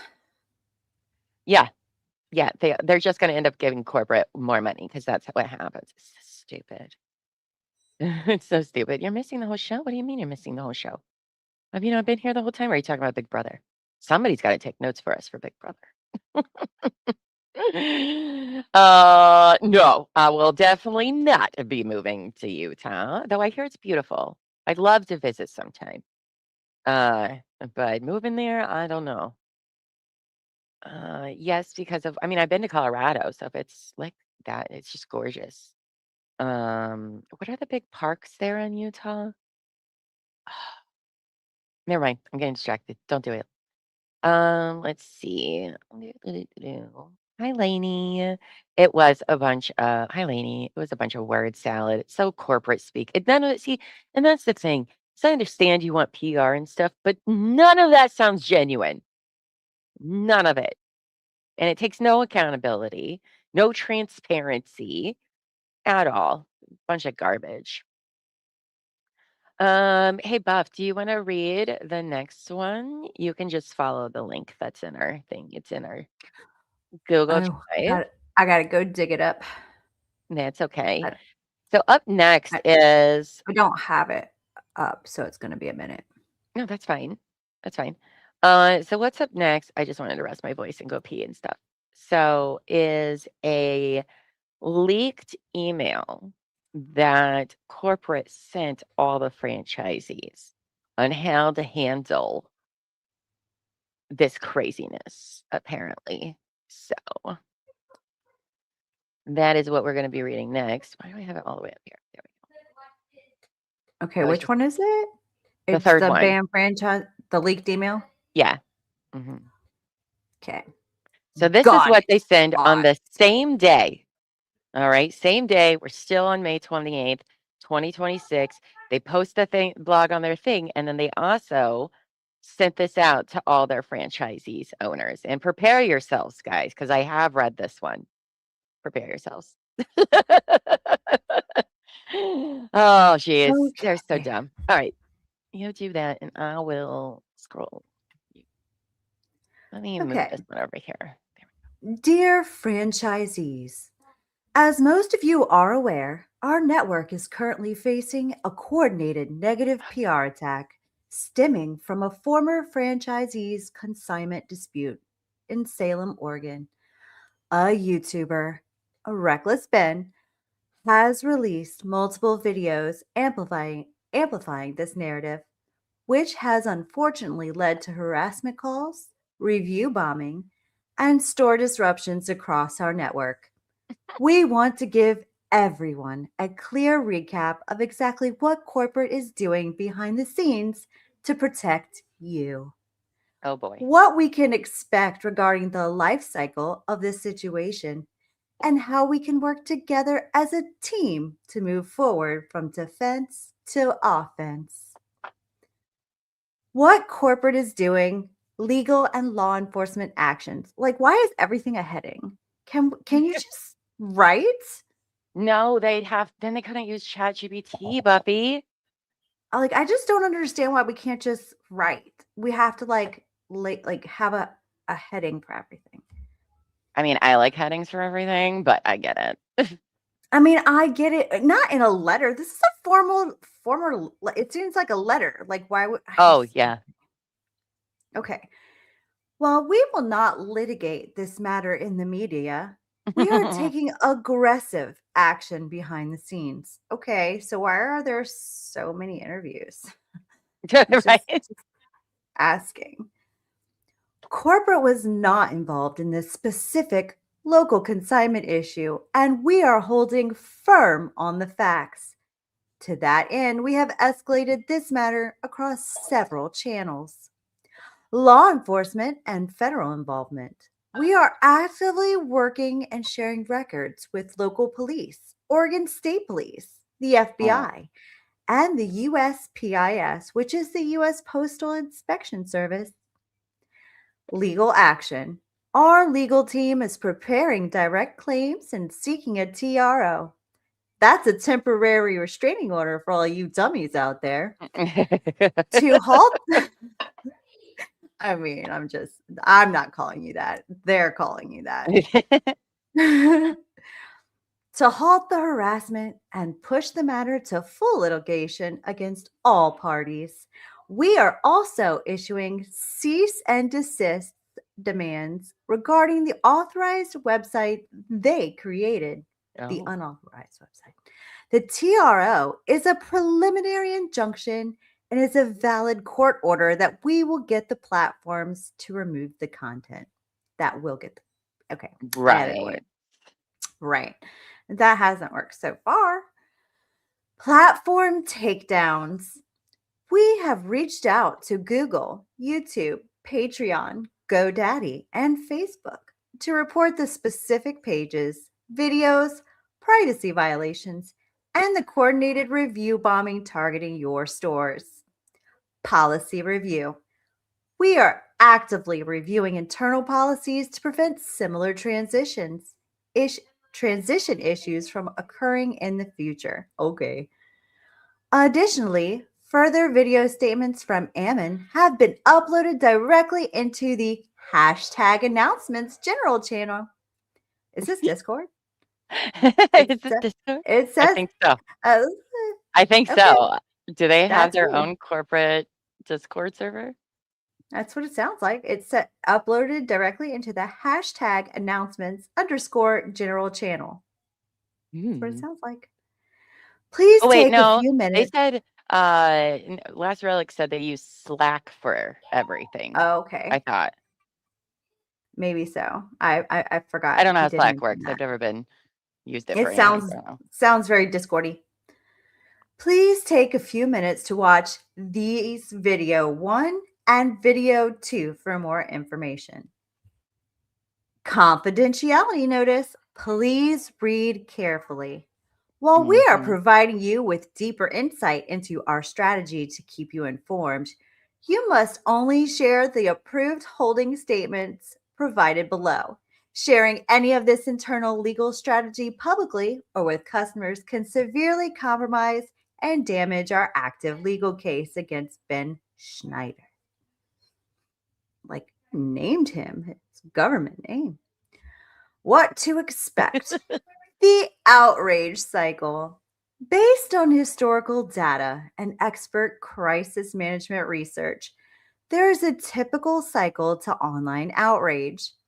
Understanding this timeline helps us manage expectations and maintain stability. Initial wave. This is the current phase. Peak intensity typically lasts 3 to 7 days after major videos drop. While the spike in harassment and calls is sharp, it quickly loses steam as online attention naturally shifts. We believe. And here we are. How many weeks later? Mm-hmm. We believe we are currently at or past the peak of this first wave. Okay, buddy. Court filing refresh. When we formally file our legal actions, expect a short, renewed spike, another 3 to 7 days of heightened noise. The opposing side will likely frame our legal defense as silencing the little guy. This is a normal, expected reaction, but it is temporary. Strategic patience until filing. Strategic patience until filing protects our legal position. Okay. With the courts closed for the holiday, the soonest we can file is Tuesday. We will give an update when we have officially filed, but know it can take a few days for the court to process this and take any action. The decay phase, 2 to 4 weeks. Most online outrage fades significantly within a month, assuming no major new fuel. Residual mentions may linger in niche, Lego, and other online communities for 1 to 2 months, but day-to-day operations normalize much faster. Long-term recovery, 1 to 3 months. Okay. Reputation stabilizes as facts from legal proceedings emerge. Evidence of due process is made visible, and our franchise model, corporate non-involvement in the specific consignment, sways neutral observers over time. Action items. How can you help?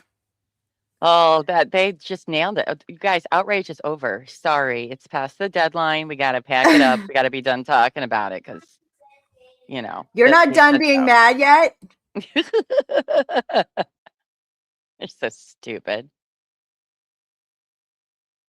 Give me just a second. Let me shut this door. My kid is being ridiculously loud. That's okay. That is okay. Let's see. Where are we at? Oh, action items. How you can help. Oh boy. Oh boy. I think the fact that they're like, don't worry, this is how things are supposed to work. It'll be just fine. And then very soon, I think it's literally like, when is the first Amen video? Oh, it's literally the same day. So what we cover on Thursday is also going to be the same day. Oh, really? Yeah, so much happens on May 28th. So okay. How you can help? Not how can you help? I twisted those words. Let me know when you're ready. Ooh, I'm ready. I'm ready. You're ready. Okay. Your compliance and adherence to our recommendations help to ensure the best outcome from this situation, as we hope to limit exposure to our regular customers, partnerships, and communities. Please implement the following immediately. Approve response options. So there's a list of approved responses, right? Oh, okay. Great. Okay. I'm sure this is going to work out great Strictly for everybody. do not engage emotionally. Do not comment on this situation online or in person. As I said, the same day, the CEO goes on a YouTuber channel for an interview, but okay. But don't Okay. comment. No comment. No commenting. Train your staff immediately to use only these approved frameworks based on the situation. We understand our customers are smart, and balancing legal caution with our values helps prevent the appearance of corporate avoidance. That's it. It It doesn't help when you write what you're trying to, like the appearance you're trying to prevent. Like when it's like, here's what we're trying to do. We just don't, this is what we need you to do so it doesn't look like we're doing it. Okay. Yeah. Thanks. Okay, thanks. Okay, thanks. All The right. internet hates us like a lot. Like a lot. We'll get review bombed again. They'll say mean things in the Yelp reviews. The arrogance is extraordinary. To think you can control the internet. It's just Well, y'all are supposed to be over the anger part. Yeah, that's true. It's been a month. Oh boy. Oh Lord. That's not how it works. That's not how any of this works. But carry on. Tell us more about how we should behave. For general frontline staff, quick casual inquiries, that is a separate independent location, and I don't have any information to share regarding that situation. I am unaware of the specific details of that situation and have no comment at this time. Oh, look at all that scripting. Wow. Right? Wow. I gotta let my dogs out. For owners and managers, deeper conversations with regulars/partners.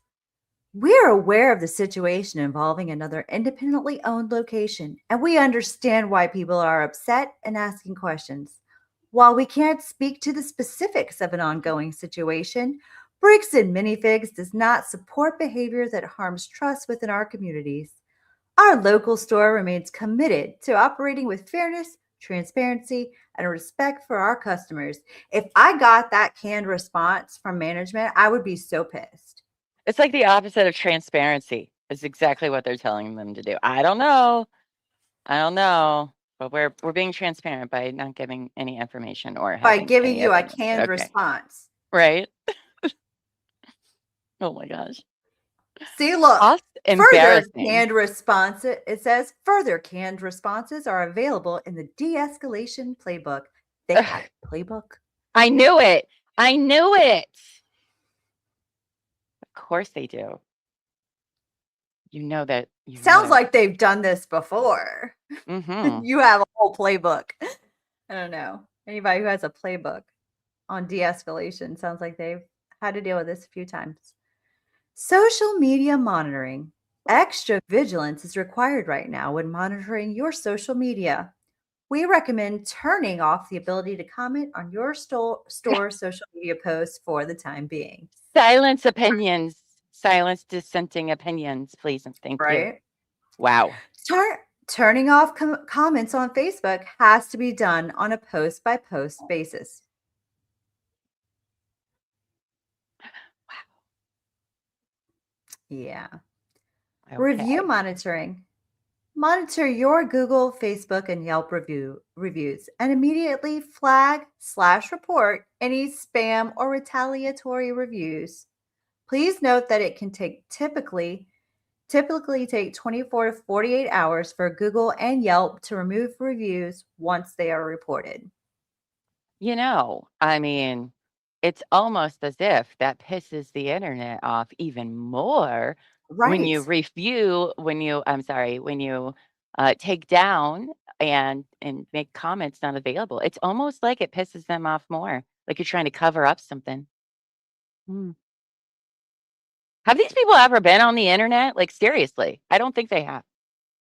Like, Llama, they have an entire de-escalation playbook. Of Right, course they have. I am just a dumb content creator who's just here for the clicks and views. all 57 of you. Which, if you haven't yet, please hit the like button, subscribe, hit the notification All bell, please, and thank you. 57 views. We're not even monetized on the new channel. No. Oh, these people. Okay. Let's see where we're at. Review solicitation through OneShop. OneShop is working with us to expedite a review solicitation broadcast, as well as review automations to send to your store's customers. In order to send out these communications on your behalf, you must fill out this form as soon as possible. Okay. What's a review It's like solicitation broadcast mean? Is it like one of those things where it's like a bot that checks everything Probably. for you? Probably. That's what it's what it sounds like. I have no way of actually confirming that. That's just what I'm getting through context clues. In-store review solicitation. Face-to-face community support is our strongest defense. We have created a printable in-store review sign to help with this. Please. Oh, okay. So it's like they're sending out things to customers to get good reviews. Okay. Right. Got they don't it. want the So bad ones. Right. Those can't be So real. the more it'll push the bad ones to the bottom and the new ones come to the top when you have higher reviews. It's like to hide the. Okay, that makes sense. Okay, in-store review solicitation. Face-to-face community support is our strongest defense. We have created a printable in-store review sign to help with this. Please instruct your staff to actively solicit a Google review with every single transaction. A brief verbal reminder at the register to share their honest feedback goes a long way. As long as, did you give them like a printout of what you want them to say? Probably. Please say this in the review, please and thank you. Because they're honest feedback. I doubt they want honest feedback. Right. But okay. No, they don't. They definitely Clearly do not. They're deleting. Important policy reminder. Per Google's strict terms of service, you cannot specifically ask customers for a positive or 5-star review. Isn't that what you're doing? No, they want honest feedback. Okay. Pay attention to their wording. Sorry. I know. We I'm just a didn't dumb ask for content 5-star. creator. I know. I'm glad you have me here to set you straight. Thank goodness. I'm so glad we had this de-escalation playbook. We're gonna write one for the team now. Oh Lord. Okay. You can't ask them for a positive or a 5-star review, nor can you offer incentives like discounts, free items, or drawings to customers in exchange for reviews. What? What? Where's the drawings? Like drawings. Like I know drawings. Why would they? If you send proof that you left a 5-star review, you put your name in for a drawing. Oh, that kind of drawing. I was saying like actual artistic drawing. Like oh my gosh. Oh, that makes a lot more sense. Oh my gosh. How late did you stay up? I like 1 a.m. I tried to go to bed early, so I'm so tired. Yeah. I was watching Jolene, and then I had to turn Jolene on. I went to bed rather late too, actually. Exactly. You can't give them drawings or grave rubbings in exchange for reviews. Keep the ask to customers entirely the way they worded that. Keep the ask to customers entirely focused on honest feedback. However, honest feedback.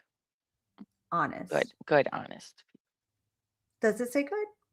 No, but that's what they mean. Yeah. I think it's written in invisible honest ink. Feedback. Well, you're supposed to read between the lines. Oh, okay. However, we encourage you to create internal incentives for your staff to keep them motivated and actively asking every customer. You can Oh, give them a grade rubbing or a drawing for however many people they ask, right? maybe. Yeah, probably. I mean, when I used to work for Victoria's Secret, yeah, you would get prices by how many people you got to sign up for credit cards. I didn't have that job that long because I was like, fuck that. I'm not going to do that. That's horrible. But yeah, I love Victoria's Secret. working for them fucking sucked and I hated it. Oh, I'm Not sure for it me. did, but I loved it. Not for me. Mail security protocols.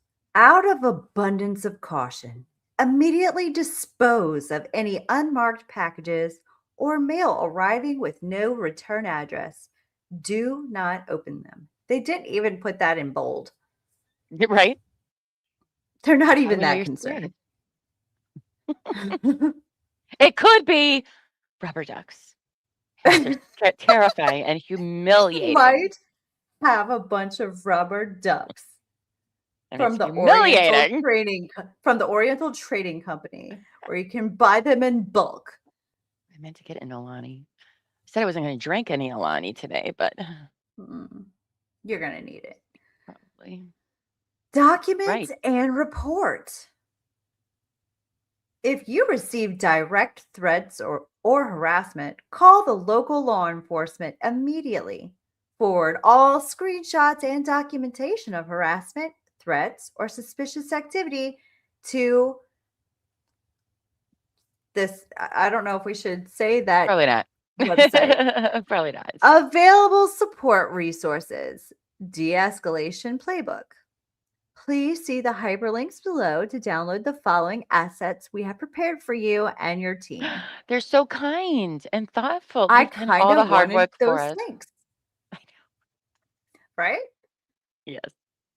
This short playbook includes verbatim scripts for handling in-store filming, hostile phone Verbatim. calls, and social media comments. In-store signage. Official buy, sell, trade sign clarifying our no consignment policy. Did you hear that? Mm-hmm. They have signage now. So Oh, it says no consignment policy. right. No recording without permission sign, and the new printable review solicitation sign with a space for your store's QR code, and the new printable review solicitation sign where you can add your why did they put that twice? Whatever.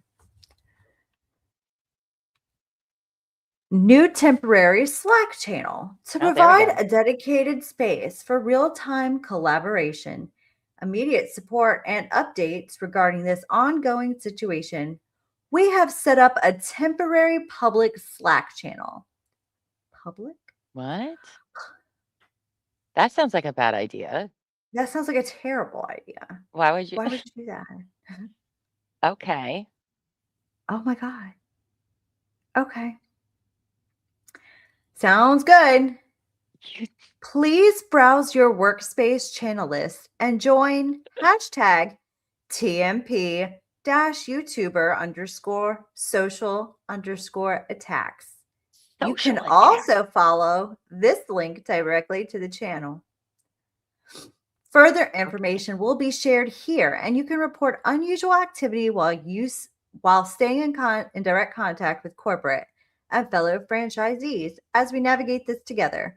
We will start moving all discussion from the hashtag forum marketing channel to keep that dedicated to marketing efforts franchisees can talk to each other about. Next steps and moving forward. We understand how stressful and frustrating situations like this can be for you and your staff. Please know that your safety, peace of mind, and the protection of your local business are our absolute highest priorities. This is a challenging issue, but it is not impossible to overcome. Our franchise model is strong. Most of our stores are thriving. Most of our stores are thriving. You guys over there, y'all not doing so hot. Most of y'all are doing all right. Don't worry, we're going to take them over very soon too. Right?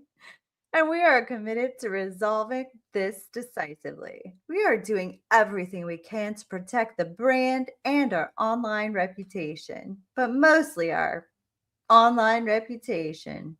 Mm. While the legal process is not always fast, we want to assure you that we have a very strong case against them. Any additional information in real time is most likely to be shared on Slack regional and announcement channels, and we will continue to keep you updated as we work to resolve this. Thank you for your resilience. Please reach out if you have any questions. Sincerely, the corporate Bricks and Minifigs team. I need somebody to screenshot what's going on in that corporate channel The Slack. and send it to me because I would like to know. I bet they don't even use good GIFs in it. Can you use GIFs in a Slack channel? If I not, don't know. I've I don't want never to be even there. heard of Slack. It But sounds I like kind hell. of want to see it. I just want to lurk. We just want to learn things. God. No, I want to lurk. I want to lurk. I just lurk. want to lurk. I want That's to true. just watch and We do love lurking. I would never screenshot something like that because that would be wrong. But, if I accidentally squeezed the sides of my phones, I don't know. Oh yeah, they probably have state cheese. That's a good point. They probably have subpoenaed it. Oh, there's my damn dogs. Yeah, they probably have done that. Hold on, I'm gonna let them in and stuff before we go on to the video. Jeez. So that was, by the way, your corporate voice. I must say, I love it. Come on, you two. Yeah, you can't tell that I used to work as part of a management team, can you? But I just like how they're really arrogant in that whole thing. Like, don't worry, guys, the internet's gonna move on. We got this completely under control. We have everything planned out for you to say verbatim. But this is for you. We're doing this for you guys, even though we're the ones fucking everything up here at corporate headquarters. It's just such more BS.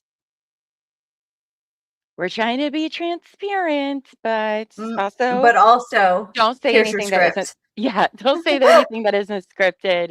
But that's normal. That's normal because when That's I true. worked for, I was part of a management team, and something very tragic happened at one of our locations that made national news. Sure. I mean, it was pretty scary because I happened to be there the night it happened, and of course that sent off the crazy stuff. Anyway, so then we get this letter from corporate saying how we're supposed to address media phone calls, da da da da da da. And it's pretty intense, like, because after something major happens comes the lawsuits, and you don't want to be held responsible for anything you say that gets them in trouble more, because they'll drag your ass through it too. So it's like, true.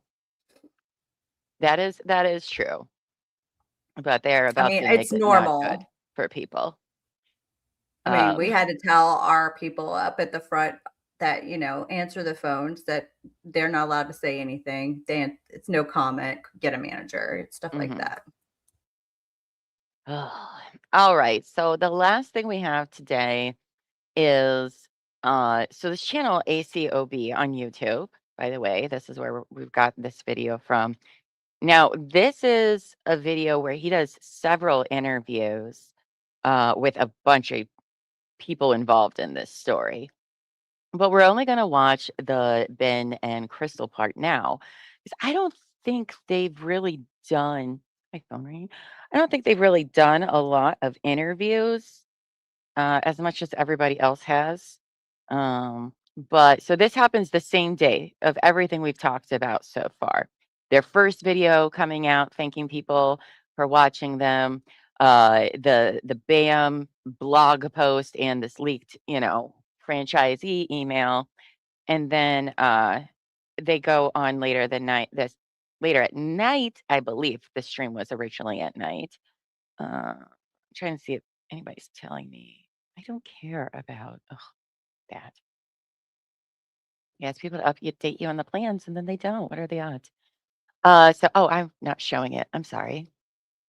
So we're just going to watch a few minutes of this. If you want to go watch their whole video, it's ACOB on YouTube. I think we have it in the description. Yeah. Or will be? Yes, we already do. Okay, good. There you can watch it uninterrupted. I believe that this is also the stream where we'll be talking to or watching them talk to Ammon and I think Ben. I don't know. This channel seems to have been the one that when this first was happening, everybody went to go talk to. I'm not familiar with them, but I think that's because we're in very different YouTube circles generally. But they broke a lot of the first interviews that were happening once Reckless Ben's video came out. So make sure you go over there and give them a subscribe. I think they're still covering this, or I've had people on, I think.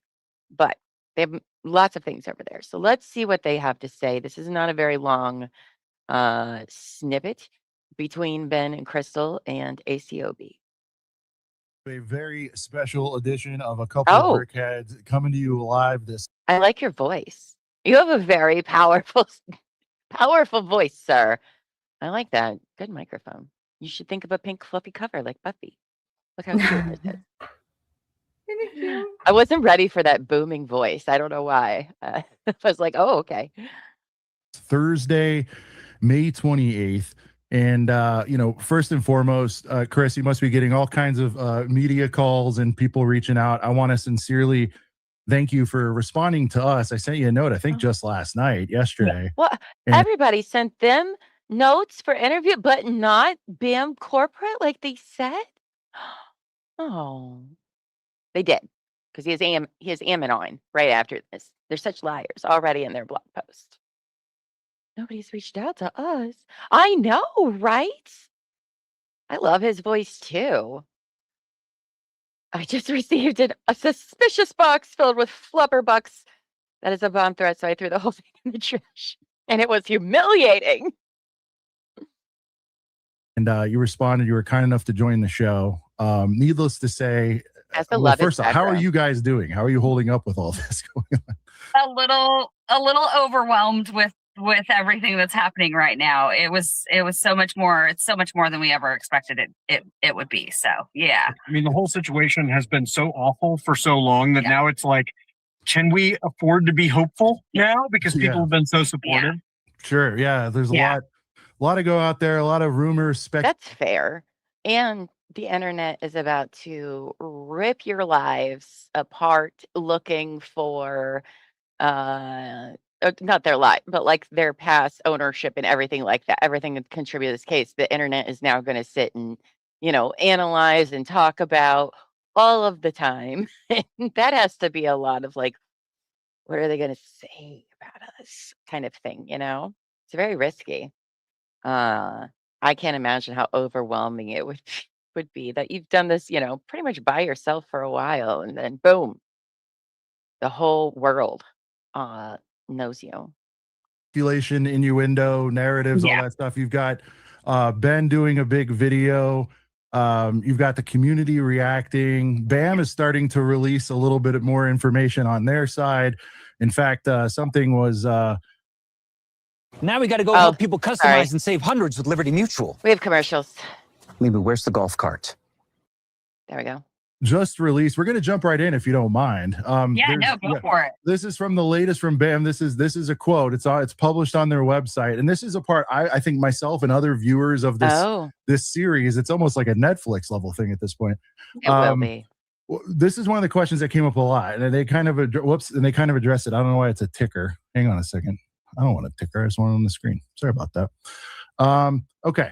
So it says, and this is what I was curious about because it's a little fuzzy. It says most sets were sold by Law and Gorman, and any remaining inventory was stored offsite prior to BAM's repossession of the store. And so that's the thing, like, because I've always wondered that myself, like, it was a ton of inventory. Can you walk me through, like, from when you got it, did you get the full amount of it at once? Was it brought in piecemeal? Could you possibly have it in collection that large on the shelves? Was it safe? I'm so glad this is the first question we're going with, because this is a question I've been wanting answered for. I mean, I know you've answered it, Chad, but to hear them clarify it, I'm very excited for. So great question. Great first question. Love it.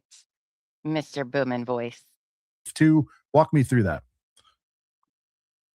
Uh-oh. We didn't get it all at once. Okay.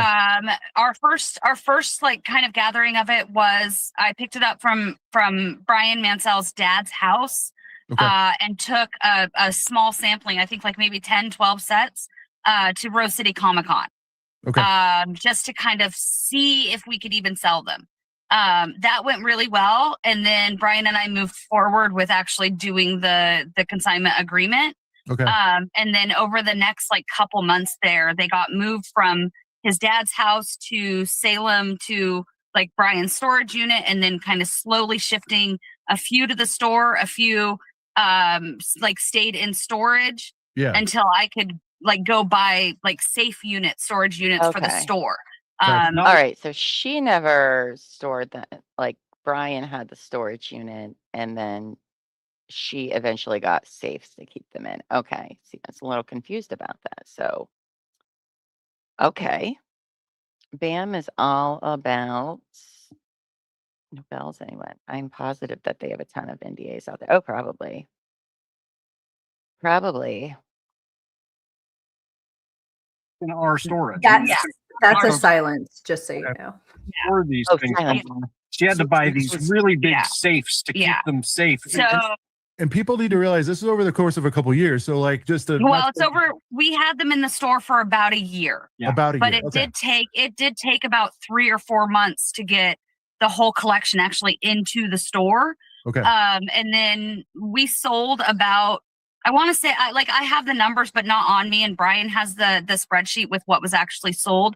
I think we ended up selling about 1/3 of the collection before corporate seized the store. Okay. And we weren't allowed to stay and do an inventory the night Brandon kicked us out of the store. But Ben and I. So if they're saying they sold 1/3 of the inventory, because BAM just said what? It was probably between like 60 to 80K or something. That would put it well over $100,000, wouldn't it? Something like that? I don't know. That's a lot of math. It's a lot of math I'm not in the mood to do right now. I know other people have done it, so I'll use what they sent me later on. But just from listening so far, so they're saying they only sold about 1/3 of this collection while they had this agreement with Brian, and that once they got the safes, they stored everything in these safe cabinet things. Okay. Went and took like meta-stamped pictures and videos of all of the inventory remaining in the store. All of that was provided, like Brian's part of the collection was provided to him. Yeah. And all the rest of it has been provided to our attorneys. Okay. So you sold about 1/3 of it. So roughly about there. Yeah. Out there when people.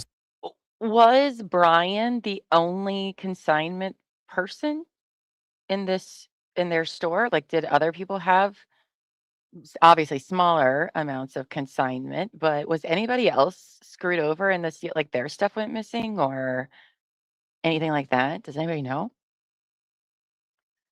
She did ask about the inventory that night. Yes. Seichi says, I hope he asked if they knew that the store takeover was going to happen that night. It felt like it was unplanned, right? It did seem that way. I think it was. They were surprised about it because this wasn't something they were planning. They just wanted to talk to corporate about it, I thought, but we'll see what they say. Let's see. Say the full, and it doesn't make it any better, by the way, but like people are saying like the full 200, which we all understand is actually not that. That was the retail value. It was probably half or a little over. We know how trade-ins and retail works. So well, and that was a range of, because value fluctuates constantly. 100%. I kind of provided him like a low range and a high range. Yeah. Sure. So, but based on that, it is fair to say like he did get a little bit of he got the payout. Okay. On some of it. So, okay, so it was over the course of about a year. You sold a chunk of it. You're saying that when you decided to turn over the store or were forced out, there's a couple stories on that. But regardless of how that came, when you turned it over, you had the balance of those sets in the location on that day. Yeah. And you have photographic proof of that. Yeah. Yeah. Okay. Yes. Okay. Yeah.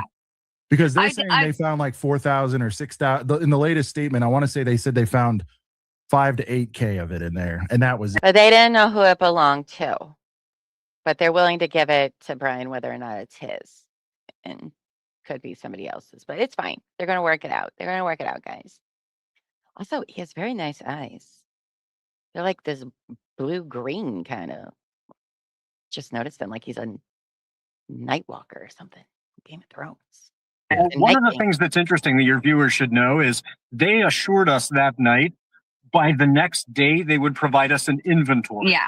And They I have still never haven't provided that. Yeah. So all of their we had $4,000 of it. Why have they never provided an inventory that that could be double checked against all of our video? This is their magical hey, they have we you out, but yeah, they have offered to, I guess work together on what they did find, even though they can't be certain. This is what was in the statement. I'm just in the middle here. I haven't seen it yet. So Yeah, check out the latest statement when you get a chance. But they said they would work with them to. I just want to watch them read the statement in real time and watch them laugh like we did. I bet they were like, what? What? These people, what? On what was verifiable there, and they're claiming it was only that low amount. So what do you think happened? I always like to say this, like you this is not you with certainty, but like what do you think happened that you turned over the store? I want to 70% or so, whatever you want to say, but like 70% or so, whatever, a good chunk of that inventory was there. What do you think happened between then and when they told you we don't have it? So like I want to clarify because it's a question that I've gotten often about why I just left, and I want to clarify. I purchased a previously owned. So we finally moved from California to Ohio, and it was the best decision we ever made, except for one thing. And I'll get to that part in a second because it almost ruined everything. Yeah. But let me back up. We left Los Angeles as a car franchise. building. The store was already there. I was working as the manager before we bought the location. Right. And so the lease for the building was in corporate's name. Despite it being in our franchise agreement, they never signed the lease over for us, which is how they used to threaten and how they got us out of that store that night. There's no other way. Oh, okay.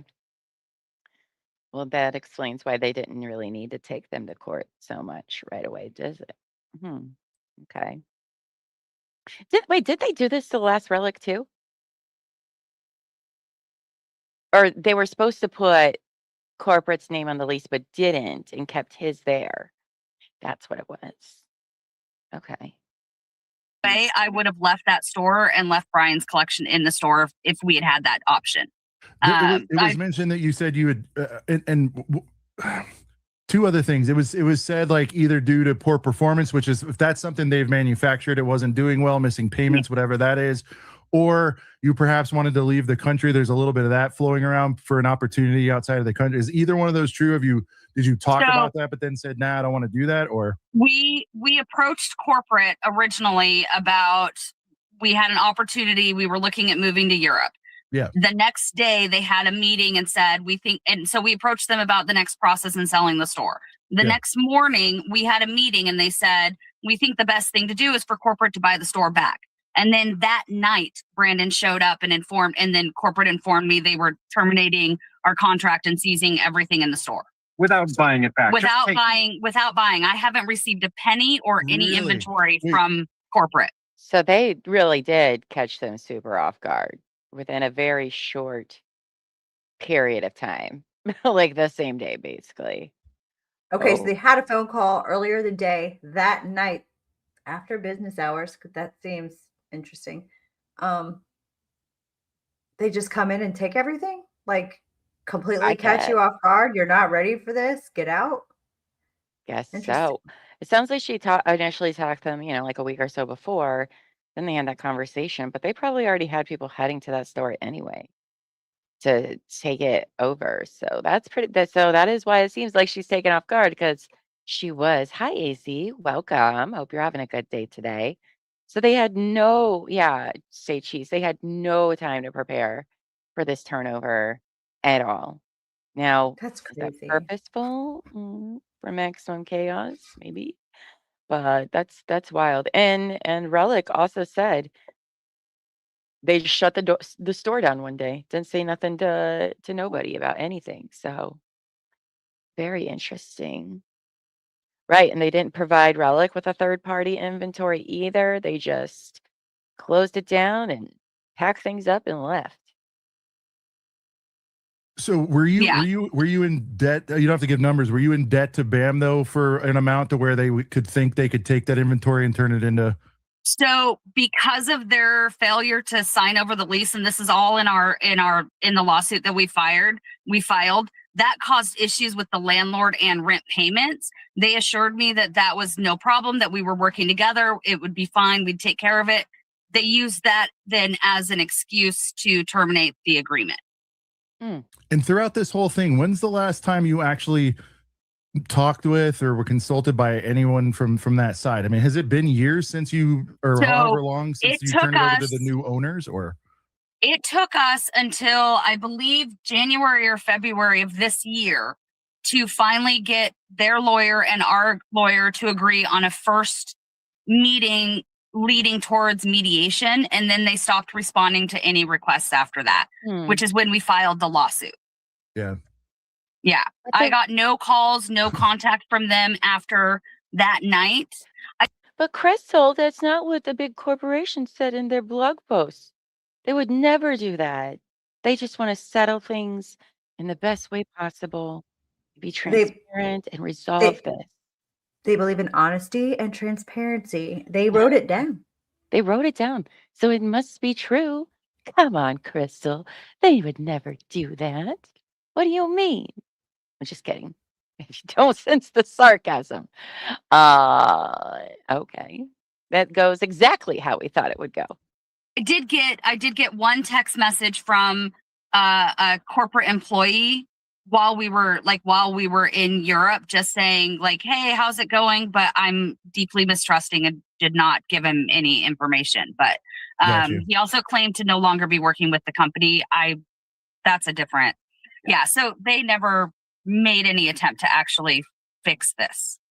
Yeah, because it said they were kind of waiting for certifiable evidence. Would you be open to and I'm using this term, I'm not even trying to sound legal, but would you be open to some sort of mediation? Because I feel like to me this is just a giant classic breakdown of communication.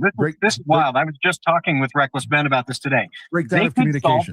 Yeah. No, they could solve this thing in about, my estimation is about 3 days. Yeah. They could reach out to us, sit down for a negotiation, make a real settlement offer, include in that settlement offer that we would make a joint statement that they'd paid back Brian, they'd paid back us, and this could be done. It is wild to me that they are stalling on this. Don't forget to do the chicken dance. Willing to let them make this right. They're not even trying. Think they are? I mean, you know the culture pretty good, Chris. You know the culture. I'm sorry, I hate to quit focus. It's on both of you. I'm sorry, but you guys know the culture very well. Yeah. What is it about? Is it them where you don't think they want to settle? Do you think they have something where they feel like they don't need to? Does it matter? I don't even think we can speculate. I don't think we can speculate. I don't know why they would not I have no idea. I think outside of the audio that we've already released, we can't speculate further.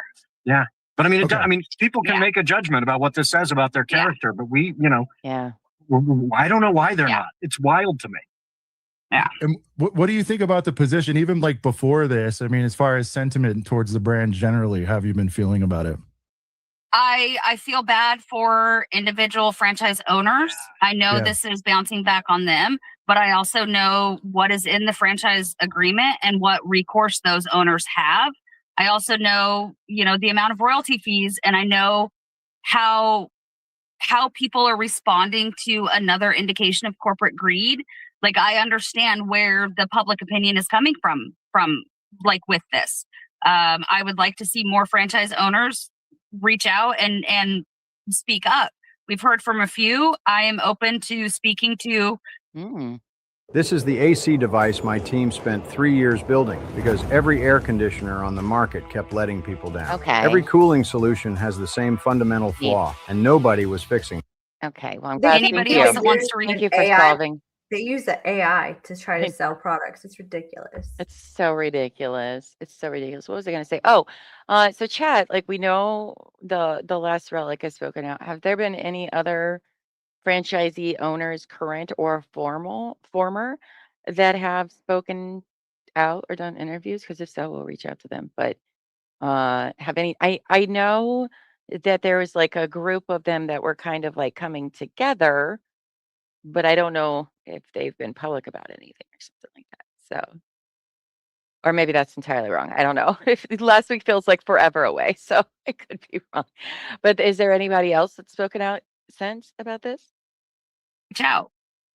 That's awesome. Yeah, no, I think that's the first thing to sort of I don't know if healing's a word just yet, but like that's always the first way, right? Is just like open communication, clear communication, honesty, get to the table, figure it out. Because I think I speak for the community a little bit. Like we're not used to this sort of thing with like big time Neither are scandals. we. Like we're a bunch of nerdy Lego freaks. Yeah. You know what I mean? Like it's just kind of wild to be dragged into this. Sort of Well, thing, that's but- what she keeps saying. You know, Lego should be fun. Like this should not be something that is a source of controversy. And you know, we want people to just be able to enjoy their Legos.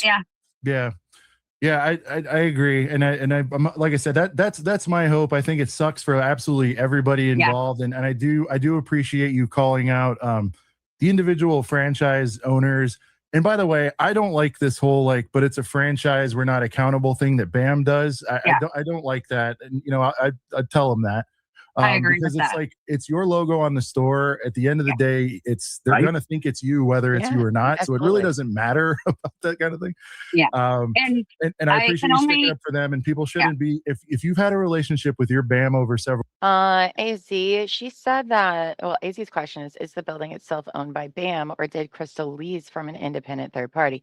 So she said that she had worked for the previous owner before her, and that corporate's name is actually on the lease, not hers. But she was still like obviously responsible for paying for the rent and stuff, and they wouldn't switch it over to her name. So the building, yes, as Seichi says, yes, the building is owned by a third party landlord, and BAM had the lease with the landlord, not Crystal. So Years, you shouldn't be boycotting them and all that. That's how I feel. If you want to, it's all good, but like I don't know. Yeah. I just wish everybody would chill and get the whole story, and that's what we're trying to do is try to figure it out. But we also would like some resolution because it's a compelling and ultimately sort of sad story that I feel like could have been avoided if a few steps were taken. I wasn't there. It could have been avoided over a year ago. Yeah, well over a year ago. Yeah. What are your thoughts on this? Is something about the law enforcement. Like, what did you know about them there before how they were portrayed in these videos? Is that accurate? Where they kind of can be? I mean, I had when I owned the store. Well, and I only have about 3 minutes. So okay, cool. You'll come back, right? We can get you back. Yeah, we should. Awesome. Okay, cool. I had nothing but good experiences with the Kaiser Police Department.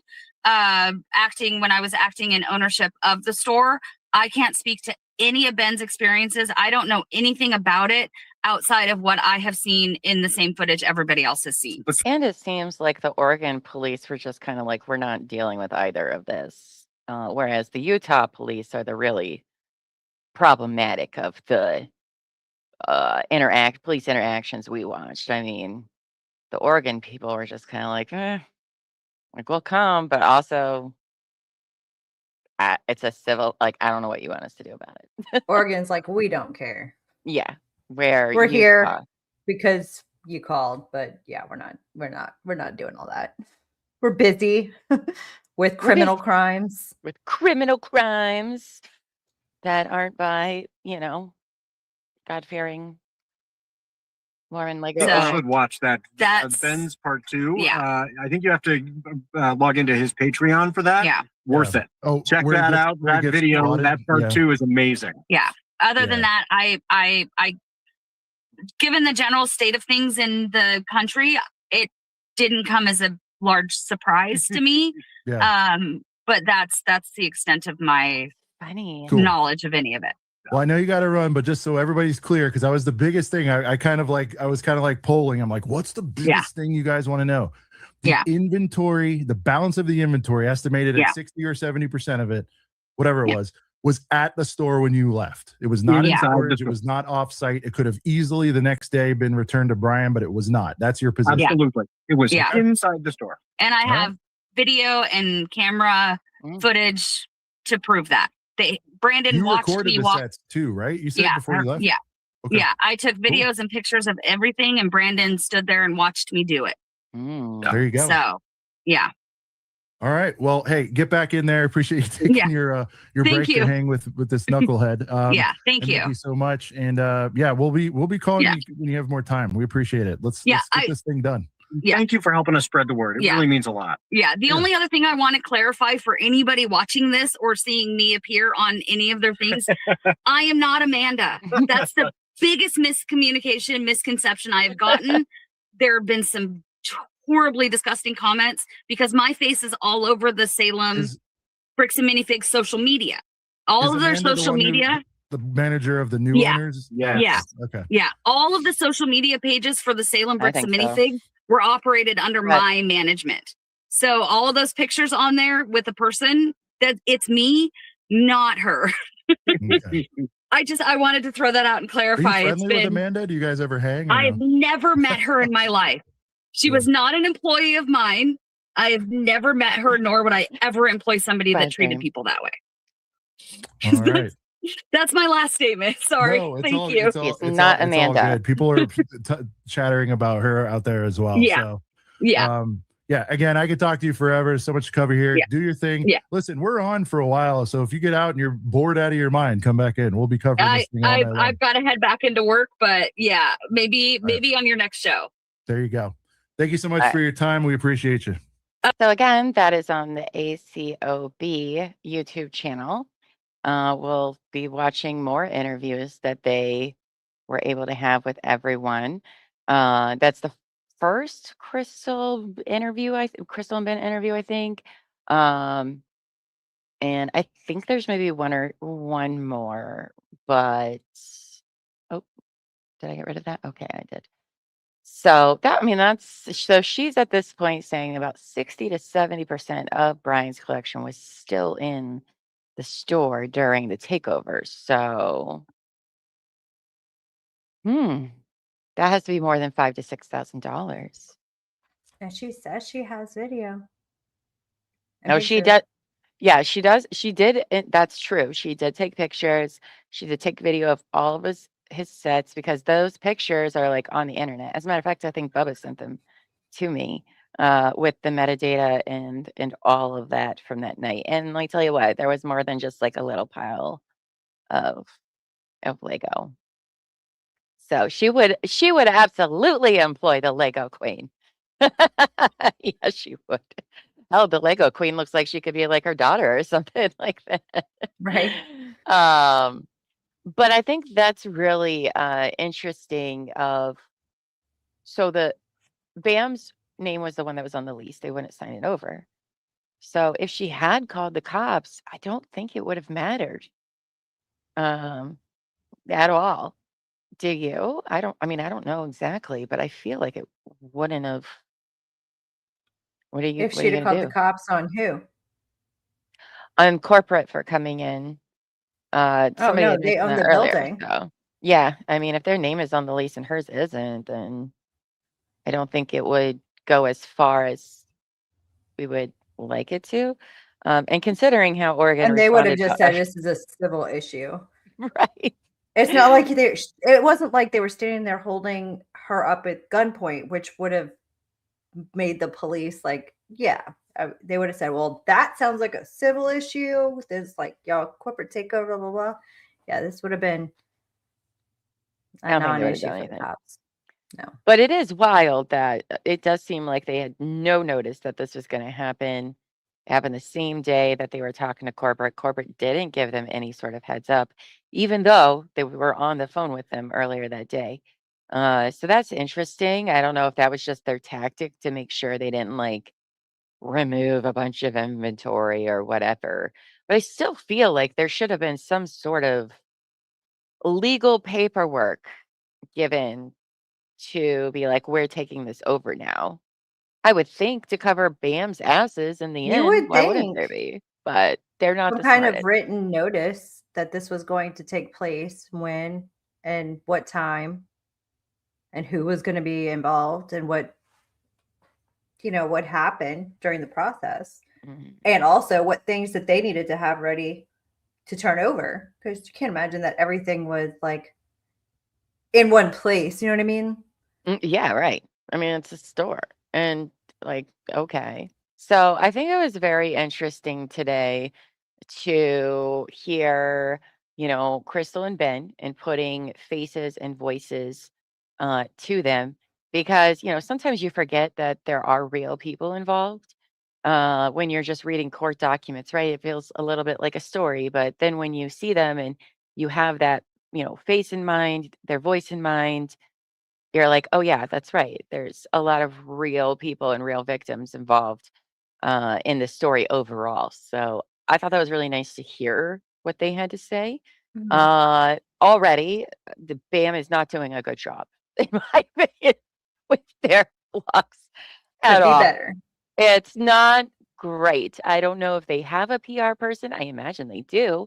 Whoever that person is, maybe they gave good advice and it just wasn't being followed by those in charge, or they gave really bad advice and it was followed. I don't know. But all I can say is it's not Unclear. great. It's not great. So I do want to read the de-escalation playbook. oh, I'm sure somebody probably has it out there. Because I have like the consignment or not, well, we do have the consignment agreement, but the franchisee like ownership manual, it's like 300 and something pages. Oh, I don't have yikes. time to go through that right now, but eventually I probably will. Now, so that's what we have for you guys today. On Thursday, we'll be back 10 a.m. Eastern, and we are going to watch Eamon McNeff's interview with ACOB, who we just watched here. And then we may get to Reckless Ben, who also goes on the same show and does an interview, but I don't know if we'll get to him because in the afternoon, I think we have an interview collab with Mo, don't we? Are we doing that? It's more of a hang. More of a hang with Mo in the Deep, another Mhm. YouTube creator who is fucking hilarious. She came on for the Mike Maricini fundraiser we did. She's going to be on with us in the afternoon. Maybe we'll talk about Low. I know she's been talking about BAM as well. So we'll talk about all sorts of things, and that'll be Thursday afternoon. And then Friday, we will be doing Laura Owens. So that's what you have to look forward to. We're taking things in little bites of the story as we go along to not really like overwhelm because we know there is a fuck ton of information out there. I know because I've been making the spreadsheets. But it can get very, very overwhelming too fast. So we're trying not to overwhelm ourselves or the people that watch us, just to make sure that we're digesting the stories as they're coming out because I know in like 2 days everything could get super overwhelming and you're like, "What? Where did this come from?" Which is amazing. And that's mostly due to like the community and content creators and doing their own investigations into things. There's so much. It's so much more than a small store in Salem, Kaiser, Oregon. So much more than that. So we're taking things, a little bit more manageable. That way, when we do get into the harder stuff, the lawsuits, all of those things, it's going to make a little bit more sense. Because you can kind of say whatever you want in a lawsuit, pretty much, and seeing if that was really actually said or done. So that's what we'll be doing the next couple of weeks. But other than that, we got to go because you got an appointment. I told you we could be done before 1, and we are. So, do you have anything to say before we go? No, I'm ready for more. Yeah. been trying to piece it together. Everything came out fast and furious. I've been trying to keep up with creators, and I'm just like, I have no idea what's going on. So I love that we're doing this so that I can follow it, just like we do with Laura Owens. It was piece by piece. It takes a while, but at least it makes sense. AZ, well, I mean, I have the consignment agreement that BAM filed in their complaint. So that's what BAM is saying is the consignment agreement. There wasn't a signed copy of it, but I mean, that's what BAM filed in their complaint when in their lawsuit against Reckless Ben, Brian, and all the does, and Victor. So they submitted that to the court, not Crystal and them. But I mean, I feel like it's pretty accurate, and it does say that it all belongs to Brian. So I don't know why they submitted it. It doesn't help them at all, but anyway, all right, friends, we will see you later. I'll be back tomorrow at 10 for our members only coffee with Terry and Llama. And then, yeah, back on Thursday for dumb shit Eamon McNeff is going to say, because I've heard it's a doozy. I've heard it's a doozy. So, all right, friends, thank you for being here with us. And until next time, go forth and be amazing. All right. Bye, friends.